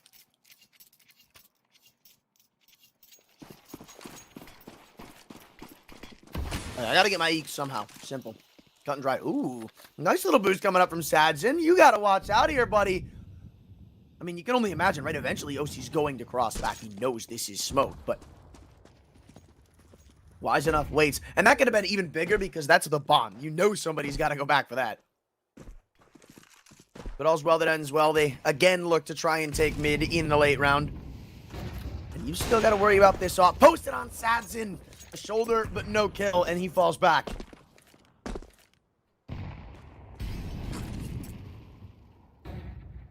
A deep something. Smoke for somewhere. I don't really actually know. But the incendiary a little bit better for him. Maybe, if they are to continue their escalation in through catwalk and up towards the A site. He's not yet called on the rotation from Sadzin, who still holds his line at mid. He's pretty quick to those jumps, I would typically say, but Lux caught in transition. There's no smoke up in front of him. There's a flash up to his face. They catch him with no way in hell to hit a quick kill, but Sadzin, a little bit of a weird one for Hex to try and call out to his teammates. That was even a possibility, but they're still going to try and go for this, so it would seem. They're regrouping over towards catwalk as Sadzin's pulled from CT spawn. I mean, sure, why not? Even numbers, I guess. It's a site, so if you're going to retake one of the 2 sites, it's going to be this one. But they still need to find Bro. Did they see him? I don't know. It feels like this might just be spam. Bro might even come out with the advantage on this one, trying to take down the gap player. And there they both fall. No trades in sight till Nissim arrives, but it's too far, too gone, too late, and too much NRG to counter. They'll come back out on top, and that's just a weird one. It feels like Legacy. They called that off from the jump. In the 4-on-5, you saw Dumao going into B tons because it felt like that was where they were just going to go in to save. Go T-spawn, call it off. You have the off, not a ton of utility to help you.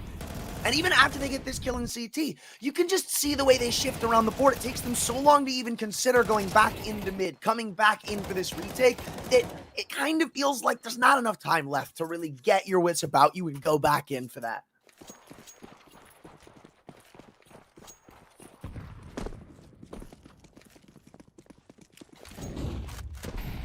Now,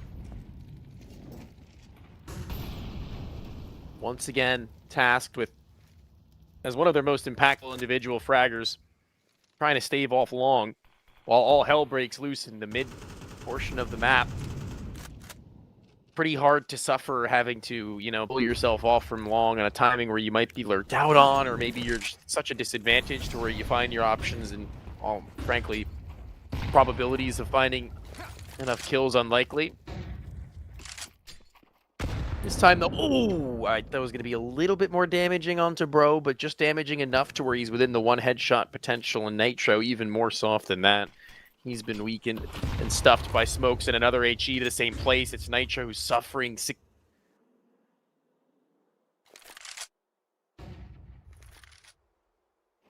Sorry, suffering from successive high explosive grenades.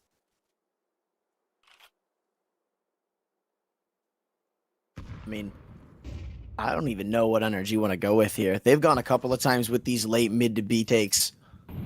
But right now, maybe just seeing what Nitro can or can't do. He's pretty much a hanging pawn the second he goes in with the low HP he's got. Now caught dropping into CT spawn. Lux all too wise to let that one slip. Here comes Lato, and you still got to worry about Nissim. The side anchor hacks drops him in a window, and he knows somebody could be in that smoke. But just too many possibilities to consider. And now George is dropped into an unfathomable spot. Nissim, all he's got to do, stay alive around the big box. Just dance, toy with him, buy time for the rotation. Nice. Eventually, even if you lose the duel, the trade will be instantaneous. We'll be tied back all up at 4-4. See, there it is. Nissim gets a little bit funny in front of that smoke B main. Gets the kill, and if he doesn't, that's just an open B bomb site for a 2v3 bomb plant. Probably the highest conversion rate as far as a 2v3 position would go in Counter-Strike, to be honest with you. So Nissim's impact will be remembered for that round. Because look what it's done to NRG. Look what it's done to their chances at walking away with a half of higher numbers than maybe we'd initially slated for them. I mean, NRG were certainly looking to be inventive in their ideas in the mid-round without shortage of, questioning as to what to do next or tripping over each other's feet. Maybe a little bit of a question mark as to how fast and how far Bro wanted to go in one of the early rounds that they almost found themselves flattened from. But just at that same point, it's the reactions that come following those moments that are the ones that make or break a round. And Sads and Pistols on the other side. Oh my God! The crab walk peek from Nitro rips him apart, and the off. Oh, that's a problem. Irretrievable, I thought. Now they got it. Oh, Maybe not. They just re-cleared mid, essentially. They know it's not coming up B just yet, so they can start to calm down a little bit. But this is still two sites separated like islands, 2-on-2 on each split. And they've got that off, but how helpful is it going to be on a site take? Nissim's about to find out because he's phasing the smoke in B main. Utility's running damn near dry. They've got one flash on OC, and that's about all she wrote. But it seems like Nissim wants to get more than just info. He wants to get a couple of kills, maybe even the round alongside it. But they have got a nasty little crossfire established in the tunnels. And with the bomb spotted, yeah, no, that one's not going to fly. Lato's behind you. It was a long-range one that I just wasn't too quite ready to see. And now it looks like he'll hold down the site for you. So ends all tied together as OC's late lurk out mid gets nothing. The off is given right back in, and the crisis is averted. but if Nitro didn't give him a run for their money there, man. Oh, man. Oh, man. He gave them real shellacking with that D. Not just once, but twice in two different spaces. Lotto with a pretty heads-up move there to instead from playing on the backside box where they'd expect him to play from, the highest rate of success from a headshot, hard to hit. Plays wider than that, trusts in his rifle, bursts away, and leaves them a little bit confused and scattered for all of 1 second. That's more than enough time in Counter-Strike world for him to be able to just pick them apart. Love that. And honestly, this Lotto Dumao combo I've been waiting to see work for just years, man. I've been waiting to see it pay off for years. 21 years old is Dumao, 22 is Lotto. And how long have they been together for, Anthran, if you were to take a little bit of a wild guess? Probably since before the Legacy days. Give me a guess. Any guess. Best guess. We're up a nice 5 years. 5 years? I'm gonna say a nice, Pretty much cool on number. point. So Yeah. Look at the I educated think it's guesses. 4 years and 5 months or something. 4 years and Peekaboo. a half.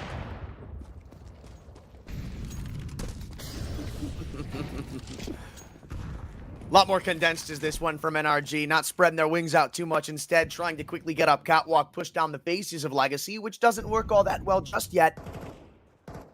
And again, nothing really hidden except Dink on Lux could start to throw some complications into the mix. Nissim, instead of found on B, instead sits idly by at the backside of the mid doors. And he's my next point of interest as Lux comes through to join up with his team. He also got hit by that smoke, fun fact, so he took 1 more damage. And now Hex is going to try lurking his way out. Barrel seen, head given. This is not a guy you want to give an opportunity. You give a mouse a cookie, you know what happens in the end. But now it's Lato's cookie to take. Now back up Catwalk, Sadzin's off. Impact was felt on Mirage, and it'll be felt on Dust 2 right behind it. 40 seconds, but that shouldn't matter.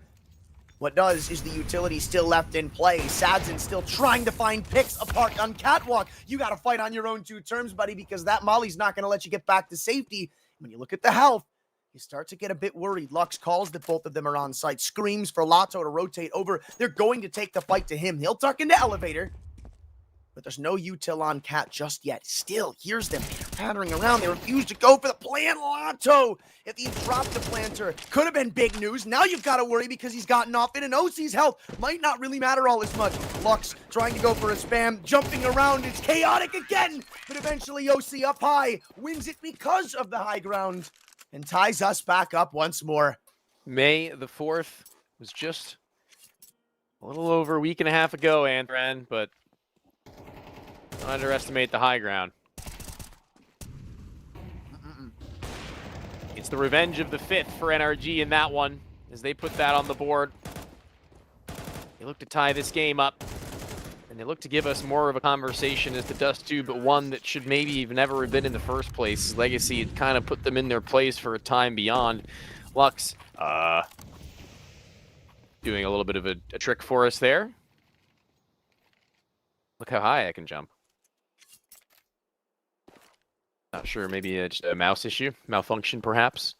Watch this magic trick. I'll 3 potentially make Galils. my head disappear through a smoke. That's funny. 3 Galils. And 3 players without head armor for Legacy. Let's see how sharp these shooters of NRG can really be. I really want to see more from this op on Catwalk, man. Legacy so many times Sadzin's been here. He's gotten a shot off. He's literally gotten exactly what they've wanted, but it's just layups missed. This one not so much. Was a flash. Wow. They go for a boost. Trying to look over, but bro is snuck under, and now...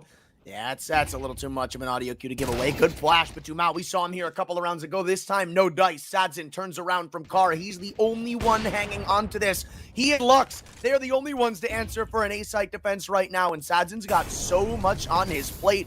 He's just got to pray and hope that he can get one more out of it. 2 spotted crossing out long. They know there's one on Cat right now. You drop Hex, and you might get back into this round. That's what Lato does, is the M4 keeps spraying from sight. And maybe that's a cross. Nissim's calling this from the depths of the CT smoke. Still more damage from Lato. Impact galore as he switches to the sidearm for the 3rd. A little fancy on the last one. You thought 5 was bad. Revenge of the 6th, how about? That doesn't really work. Come on, man. It does. What? I guess they both kind of work. 5th, Spell 6th, 6 6th, for me, buddy. 5th is better. 5th, 6th, it rhymes. 6th is a near rhyme. I guess it still works. It still works, I guess. Maybe next round I'll find a new hope. Oh, that's a good one. That's a good one. But, yeah, I don't know about all that. Yeah, come on. We'll have to wait and see, as time will only tell, and keeping Legacy honest financially, leaving only the last alive, forces them into a bit of a barrel of their own. No op. Barely as many M4s as they could count on half of a hand. And no AK-47s for NRG, but that singular Galil up to George, the last of them. Try and pull across a multi perhaps, but Nitro and Hexed in tunnels are pretty loud about it. But they're not going to be able to go actually acting on it anytime soon. This is really cool. Legacy are putting a lot in trying to get players here, or so I thought. No, Lux sticks around. Lato jumps away. They tried to maybe bait them into assuming the only person there had left, but it doesn't work. Blows up in their face, in fact. And that's a big opening kill to give away alongside an M4 onto the back of a healthy Hext. They'll slow it down and maybe Legacy give them something more. Never know.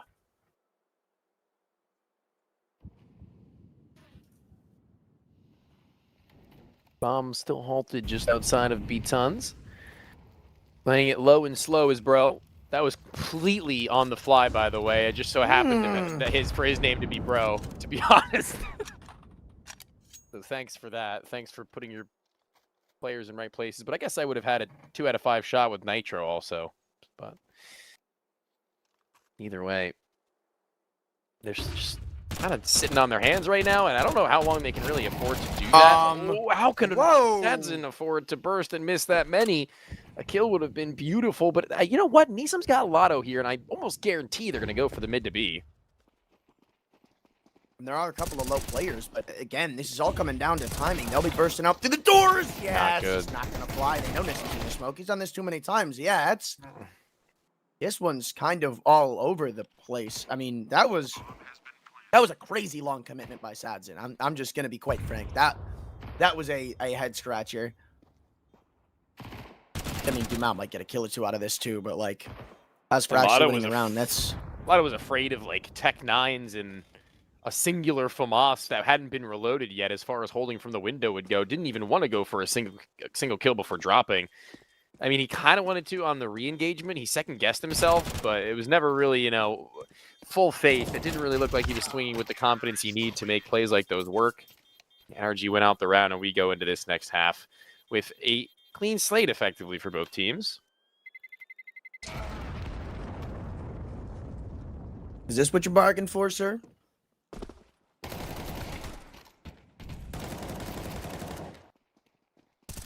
Now, you know, this is a bit of a different looking Legacy, because I think what you say that last round is kind of telling of the difference from so far what we've seen on these two maps, where on the first, it was confidence, it was explosivity and whatnot, but here, you're right, it's just kind of missing. Just a wee bit. Didn't look entirely perfect, but I think that there's definitely, you know, a lot better of what we had hoped from NRG. Not better enough to where they're one step ahead. You know, Lotto hasn't really changed his tune all that much in a good way for Legacy. Luck's the same. Nisam, he started to come alive just that little bit more, but even when he had the support that you would have wanted, never really seemed to work out. No. And now they've got to face down the gullet of a 6 and 6.5. It's not the worst, right? Considering what we had given them coming into this game. I feel like this is maybe to be expected, maybe not. But it's manageable. And Legacy's T side is where a lot of their strong suits came in the previous map. That's where we saw the best of them. In fact, it was quite the T-sided affair back on Mirage. A lot of cross comparisons I'm trying to draw, but realistically speaking, this one's kind of been night and day. But also quite standard with a couple of different variations. I think this game was quite hinging on mid for both teams respectively. We saw Legacy try to counter it sometimes aggressively, but a majority of it was NRG going for these late plays that either ended with something usually trying to go up cat or a mid to B split. A lot of success there. But now as the sides shift, I wonder if Legacy will employ the same thing. I don't think we saw a lot of long pops. That's something I'll mention. I think only once or twice did we really see Legacy tested there. One time, Dumao passed flying colors. The other was just steamrolled, run over. That's something we haven't necessarily seen tested, which is quite rare for a map like Dust 2, if you ask me. But as ironically enough, the dust settles. Couldn't really pick you a favorite. But Legacy aren't complete strangers to throwing some aggression in on the pistol, maybe trying to get in your face early on. I just wonder what'll be featured in it. So far, 2 smokes, 2 flashes, couple mollies. A lot of utility for this one. And quite the antithesis for NRG, relying more so in their arms, buying armor for almost every player except Nitro with the kit and a couple of flashes himself. And it'll be a B lean off the rip. Not entirely sure what Lux is going for. I think just an Xbox or a mid smoke. And they slow it down in tons. Right now, not too widespread as NRG as 2 of them go up catwalk. The only alarm bell is over toward long from George. Other than that, it's actually pretty cohesive. So that smoke comes in and forces them back, dissipates it just a little bit. With the lurk smoke now thrown, Hex wants to take advantage, sits inside, and he'll have 4 Ts sitting on the opposite end of it. I don't even know if they'll see him. He's sitting in the middle of it, so they don't get body blocked by that. The info's not there, and he comes up right behind the bomb carrier to come back. Nissim drops. Hex is doing everything right now. A 4th, because why the hell not? Lux, the only one prohibiting him from getting the ace. They'll be double peeking mid just to really lock this one down. But Hex is the one-man star of the show in the pistol. Let's not get too crazy here. Let's not get into calling Hex, come over here and get your ace. Let's get into the mode of closing out this round because Lux is very much so installed. He can get a plant off if he can get to the bomb at tons. You have to walk just outside of it. But he doesn't have a smoke or anything like that. Get a phase on. The doorway that George will jiggle. The backside plat that Hex will hold. And they're going to have to make this one. One around under lock and key. Your Hex's efforts are going to be all in vain. Lux would be the guy you would want in this situation, frankly. He's got the brains, and he's certainly shown he's got the brawn. George can play next contact, and Lux knows that, so they're just going to be playing off of one another. And the time being at 10, it's no shot for it. The ace is just barely from Hexton. It's a headshot to close, a clean one from him. What a masterful performance. Dude, it's just that small adjustment of sitting in the middle of the smoke, right? It's the difference maker in this round. Everybody paths out to the left of it. That's the intention of the lurk smoke that they throw, and you can't ask for more out of him. And it's so hard to communicate that on the fly, right? When everybody's worried about every other which way, even after he gets the first kill, I don't really think he was on anybody's screen, funny enough. So crazy round from him, and now Legacy are maybe just trying to make ends meet in this second one, as Glocks are pretty much all they have on the field. The Deagle of Lotto's the exception. But even on the pistol round, sometimes I feel like I don't favor Glocks. I'm not going to favor him here. No, I do tend to agree. That Deagle could be a different shout, but unreasonable to believe it can do anything spectacular outside maybe one, but Bro's not really giving him much than a run across. It's like a carnival game trying to get him. Whack-a, bro. Whack-a, bro. Slides out the tongue. Oh. Okay. Okay. Well, you got whacked. I mean, you peek your head out for long enough, and Bro's going to get to the pattern.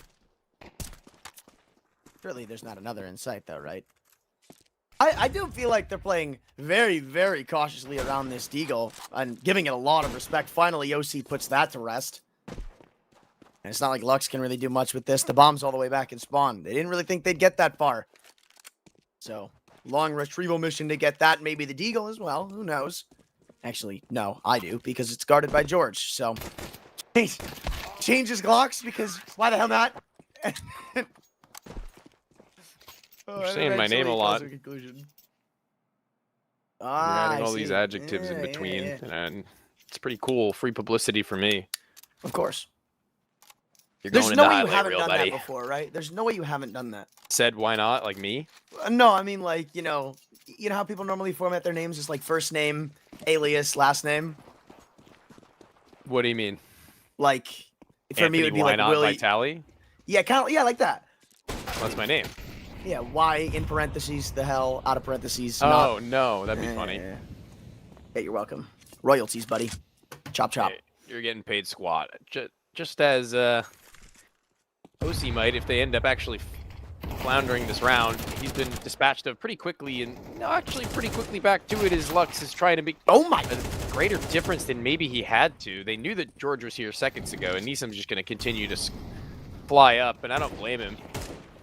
Neesum's looking at catwalk. They're getting flanked, so he's got a good idea about it. Ooh, disgusting is the tap that can only be heard, but there's another. Hex is here. They're kissing. They're actually going shoulder to shoulder. A tango. They do the do-si-do. It's Hex who's gone beyond, and he may have the info that he's gone past just moments after, and now Neesum's got it. Oh, that's so funny. The nade actually just bumped right off of Hex when he threw that in the smoke. He wanted to make sure that was put to rest quick. Ain't no way you're letting him get back in. It's so funny that it's Hex doing that after what he just did on the pistol with a smoke. The irony lives.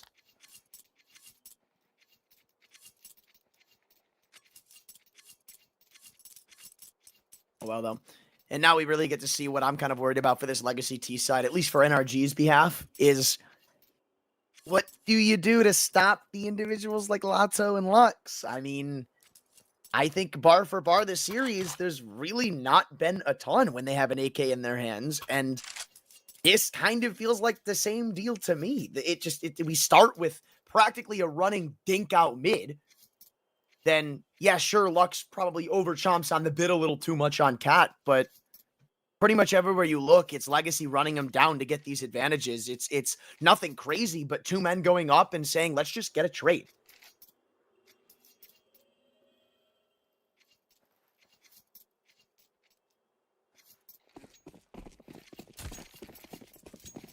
What are NRG thinking with this buy?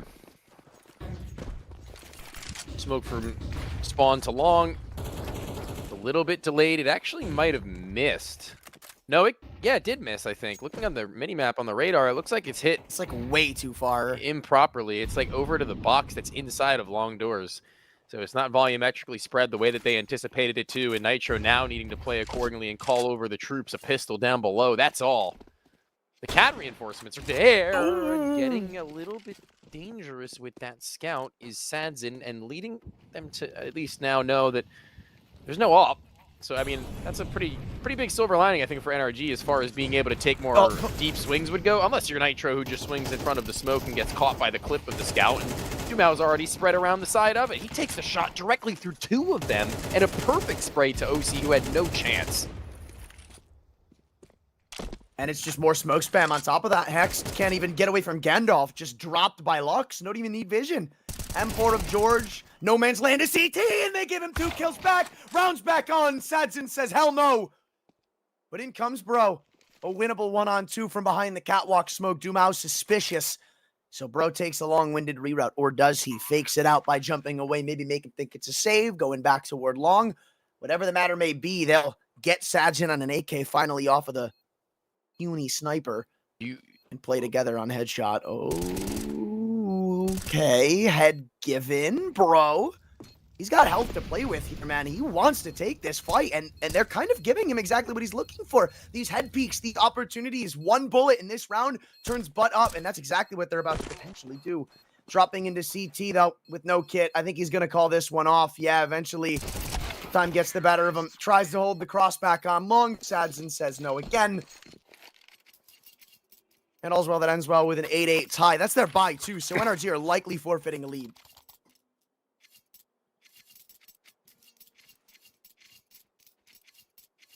You accidentally, like, deconstructed the Sadicus Dupree Deagle ace in that, like, scattering some of the caster quotes throughout it. Like, I completely on accident. It was so weird. It was, like, limited in vision, limited in weaponry. Doesn't even matter. You, like, see, like, it was all in a different order, though, but it was really cool. My brain was tingling. Take the inspiration. But we need to be a little bit more inspired now. NRG do a bit of a gimmicky move to pop out through bottom side mid. One flash all that it'll take for them to at least get an AK. OC trying to snap ahead. Bro may be able to retrieve it with long arms. Maybe just get the hell out of there. Lux. Or they lose out on the rifle and now they've got to pop out somewhere else. That's 2 guns. I honestly think the big reason that Legacy are going to win this round right now is because of Nissim, but that's... I'll take this out. That's 2 AKs. They could absolutely do some damage with this. George still investigating mid, but... Yeah, I know you'll put this on top of it. No dice there. Maybe considering going for the retake, knowing there's that isolation, but I think NRG's best bets and best efforts are just put on saving these 2 AKs. Makes sense. With that, probably get the op out early on OC if you'd like. Quickly try to rival that of Sadzin's. I feel like the ops this game, though, so far haven't even really been a big factor. So, worth mentioning, worth considering. Every factor will stack, especially when you're this deep into it. Towards the back ends of the series. Forget Dust 2 in isolation. You want to take home the dub, you've got to be 100% on top of form, up top of game, tack time out from the NRG side. They want this victory, so they're going to need to plan accordingly for their futures.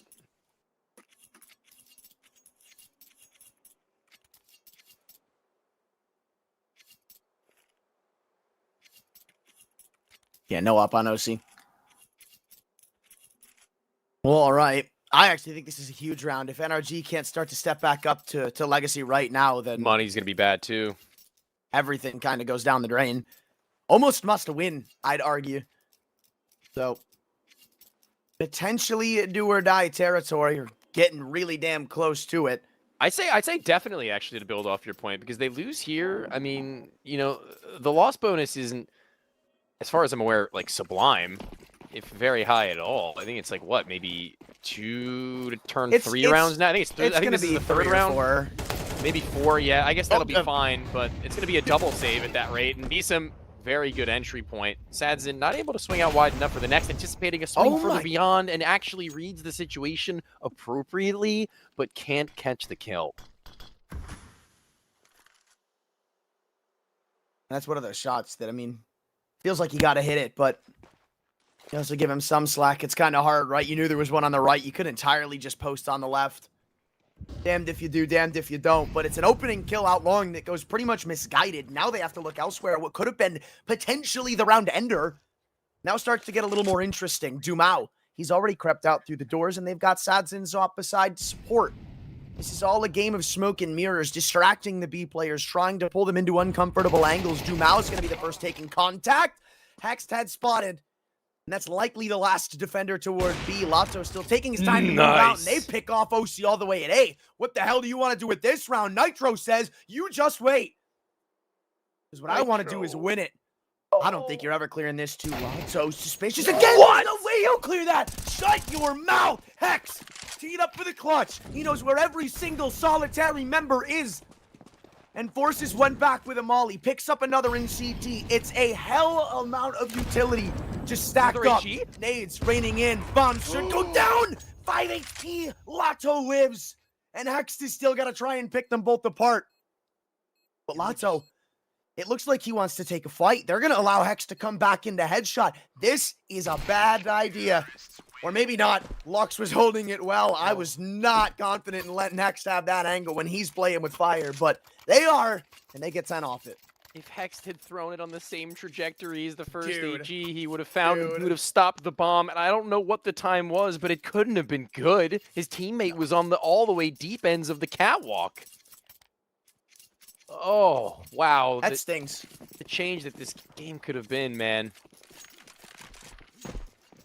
Oh, double op, double scout. OC and Bro, yeah, like they were going to have money for that, but they've, again, budgeted now with their loss bonus, hitting high hopes to where they can look good at to the point of 11 to 8 if it gets to that point in the first place. But not on our eggs too soon. Nitro's on post close, looking to be that first after OC takes his shot. He's going to be the one to wider swing.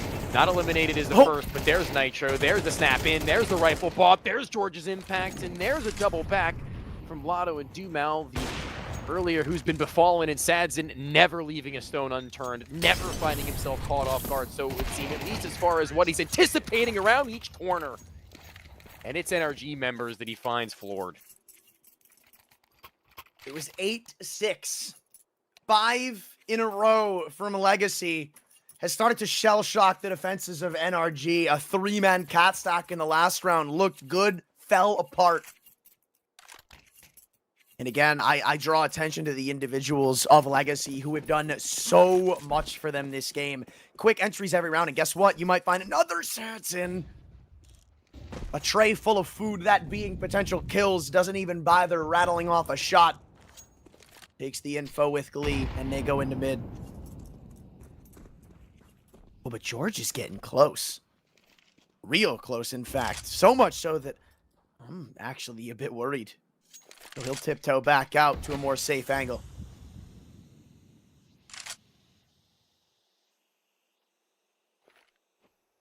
Late no surprises. Long reaggression, I think? Maybe. This is an interesting kind of angle from OC. This is like an alternate version of the typical post, but you know, one well-placed flash will blind you more than it would blind anybody else, but he avoids molly damage, so that's pretty good, isn't it? What's even better is potentially kills coming out long on that late re-exec. OC is forced to drop back off a catwalk. You can't take these fights, or can you? I am shocked he gets away with one.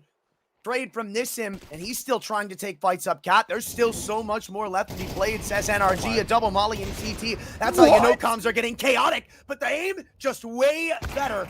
Different level, not for Hex though, as he walks back into the scope of Sadzin. It's again the off to close. I'm extraordinarily awaiting the shots from that last round that we had seen. There it is, yeah.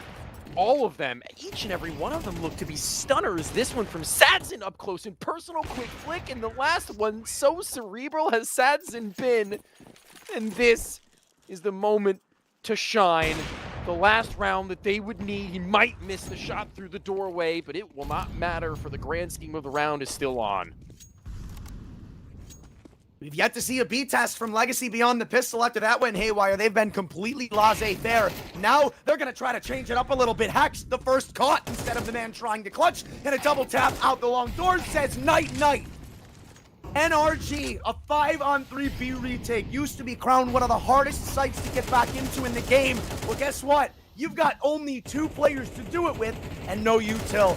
Legacy, a reality we didn't even really discuss much coming into this series, was what this series looks like potentially for them is a 2-0. Now we're living it. It's the reality, and it's Legacy winning the first North American Thunderpick series. South American team takes the tourney. NRG, unfortunately for their sake, falling short 2 times over in North American home soil tournaments, where it was once that Sharks roster that found themselves in the final of Las Vegas against NIP. It's now Legacy who crown themselves over top of them in the debut for Thunderpick. That is a crazy way to close, Paladin. And that is the hardest possible route for Legacy to win this entire tournament. It's a win through getting info, it's a win through wildcard, and now NRG. I'd argue 3 very competitive teams to actually muscle your way through, and the fashion in which they won this Dust 2 was sublime. And you know, I had this issue to potentially talk about how Lux was going to call on this map specifically, but he had everything down to a T here. I think the long crawls looked very solid on that T side. The mid splits also looked very good. The way that they were able to catch players in transition, where it felt like they would have multiple phases towards their default, but they would skip steps in certain scenarios where they would potentially kind of lean NRG to a false sense of security and then pop out of nowhere, where you've got players like Lado, like Lux, to really catch you off guard. And I mean, individually as well, Lux had just so much impact on that defensive end, where I don't even think these guys had the most stellar CT side, but it just felt like the individuals kept them alive just long enough to close up some of the weaknesses that they had on those mid to B splits, that you could notice that, you know, Nissim wasn't necessarily getting that impact that you were looking for. But Lotto did a hell of a job to kind of clean that up, Tony. I think one of the talking points that I had that I can now walk back a little bit happily, as you know, to wrap up in a neat and tidy bow, the downtrend I had put on Nissim. His T side looked great.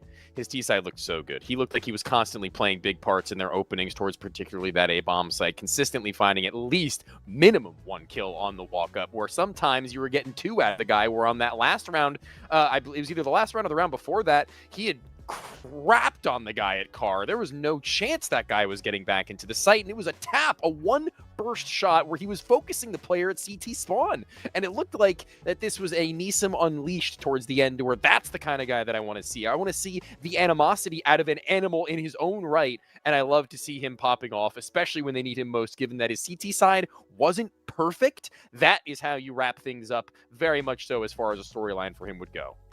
Well, we'll hop into the highlights now before I bring it back to complete this day out. But yeah, overall, I mean, you look at the highlights and you look at the great work that Legacy were able to do. Again, individually sustaining life within this half, where I actually thought Nitro called a pretty good T side, but a lot of the rounds that they weren't able to get over the line was, I hate to be reductive, but but frankly, just not strong enough from a firepower perspective, where you weren't getting those crisp entries to kind of make things easier. You had a couple of shining moments there from Hex throughout this half to make their lives easier on these splits, and what made them so effective.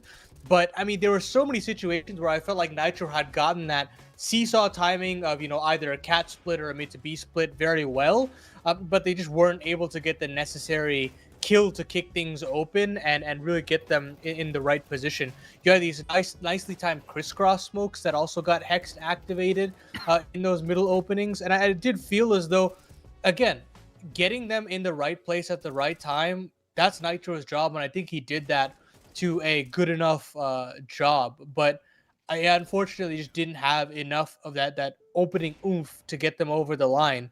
And on the other side of the equation, you've got Dumao holding up his end of the bargain alongside Lux on that A-bomb site. And you've got Lotto doing a lot of patch-up work on that B side, where, yes, he can support Nissim on some of these hard B hits, but I think the double up that he would showcase in the mid setups also looked very stellar from him. And of course, you look at the end of the day, you look at the end of the scoreboard, it's a 98 DAR game from Lotto, showcasing his impact in the game. And I mean, it feels as though Legacy have finally figured out how to tap into Lotto as a player.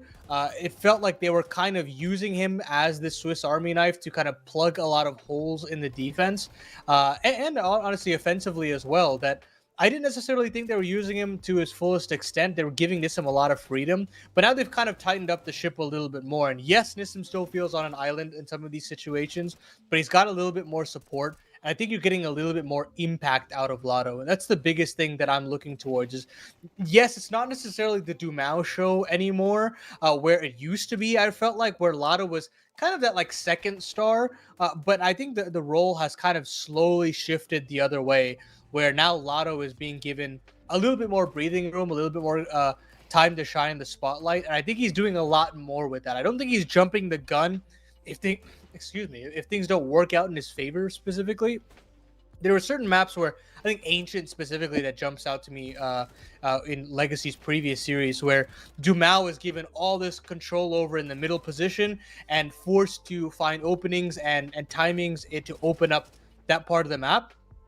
If he was countered, it felt like he couldn't find another way to find impact in the map. And that I don't feel like is the case with Lotto, where, yes, if he is shut down in the first or second goings of things, there is the alternative that he can kind of lean towards. He can get you that multi-kill on an anchor site of that B site, especially on the T side as well, getting these massive double entries as well.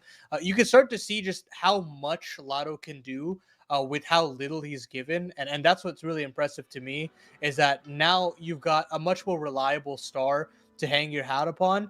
And hopefully that can kind of convert to things if Nissim can kind of feel a little bit more comfortable. And same for Dumao, who is being given a little bit less, is expected to still output a favorable amount of fragging. But I don't know about you, Anthron. I'm very happy with what I saw with Legacy. And I think my tune has changed about them, specifically after watching that second map altogether. Yeah, no, I think today is a glimpse of what Legacy could be. Coming into the formation of this specific 5-man, I think this is what we kind of wanted to see out of this team specifically. This is a Legacy that looks like, yeah, we're ready to take the next step. We have almost every aspect of our game irons out to the point where even our weakest link looks very, very solid. This is what Legacy want to be. Now, moving forward, I don't want to jump to any conclusions because I feel like there are these glimpses of hope from Legacy, and I feel like that's not even necessarily limited to this iteration of the banner. I think there's even moments you could point out back when they didn't have the most recent additions, when they brought in Lux and Co. to where within the last 4.5 years. Well, point is, I want to see more of it before I'm like fully down and into it. But if we get to see the Legacy we saw it today, I don't see a team that's just going to stop in the region. I see a team that's going to stop deep in the hearts of global Counter-Strike. And we're also looking at a Legacy team who's doing this right before Dallas. Like this, you could not be asking for it at a better time. And boy, oh boy, would they want to actually have that kind of a performance moving into an international tournament like that. We'll take a look at the bracket one last time here before we sign off of the broadcast, because it has been a hell of a run for Legacy to get all the way through. It's a win over Getting Info, a team that has steadily been improving, a win over a shaky wild card in an emphatic fashion, and then a closeout here today against NRG in a 2-0 fashion as well. So we will be seeing them in the Thunderpick World Championship closed qualifier in that second half of the season, and we'll see if any of these other teams that are available in this bracket will be back for seconds to see if they can sneak their way through, because there is still one more North American series to go. But here on the broadcast for the Thunderpick North American Series 1 broadcast, that is all for tonight. We hope you enjoyed this barn burner of a grand final. We hope you enjoyed the cast, the analyst work, all that good stuff. And from us, from the production, we wish you all a good night and happy Counter-Strike for more CCT and Thunderpick coming soon.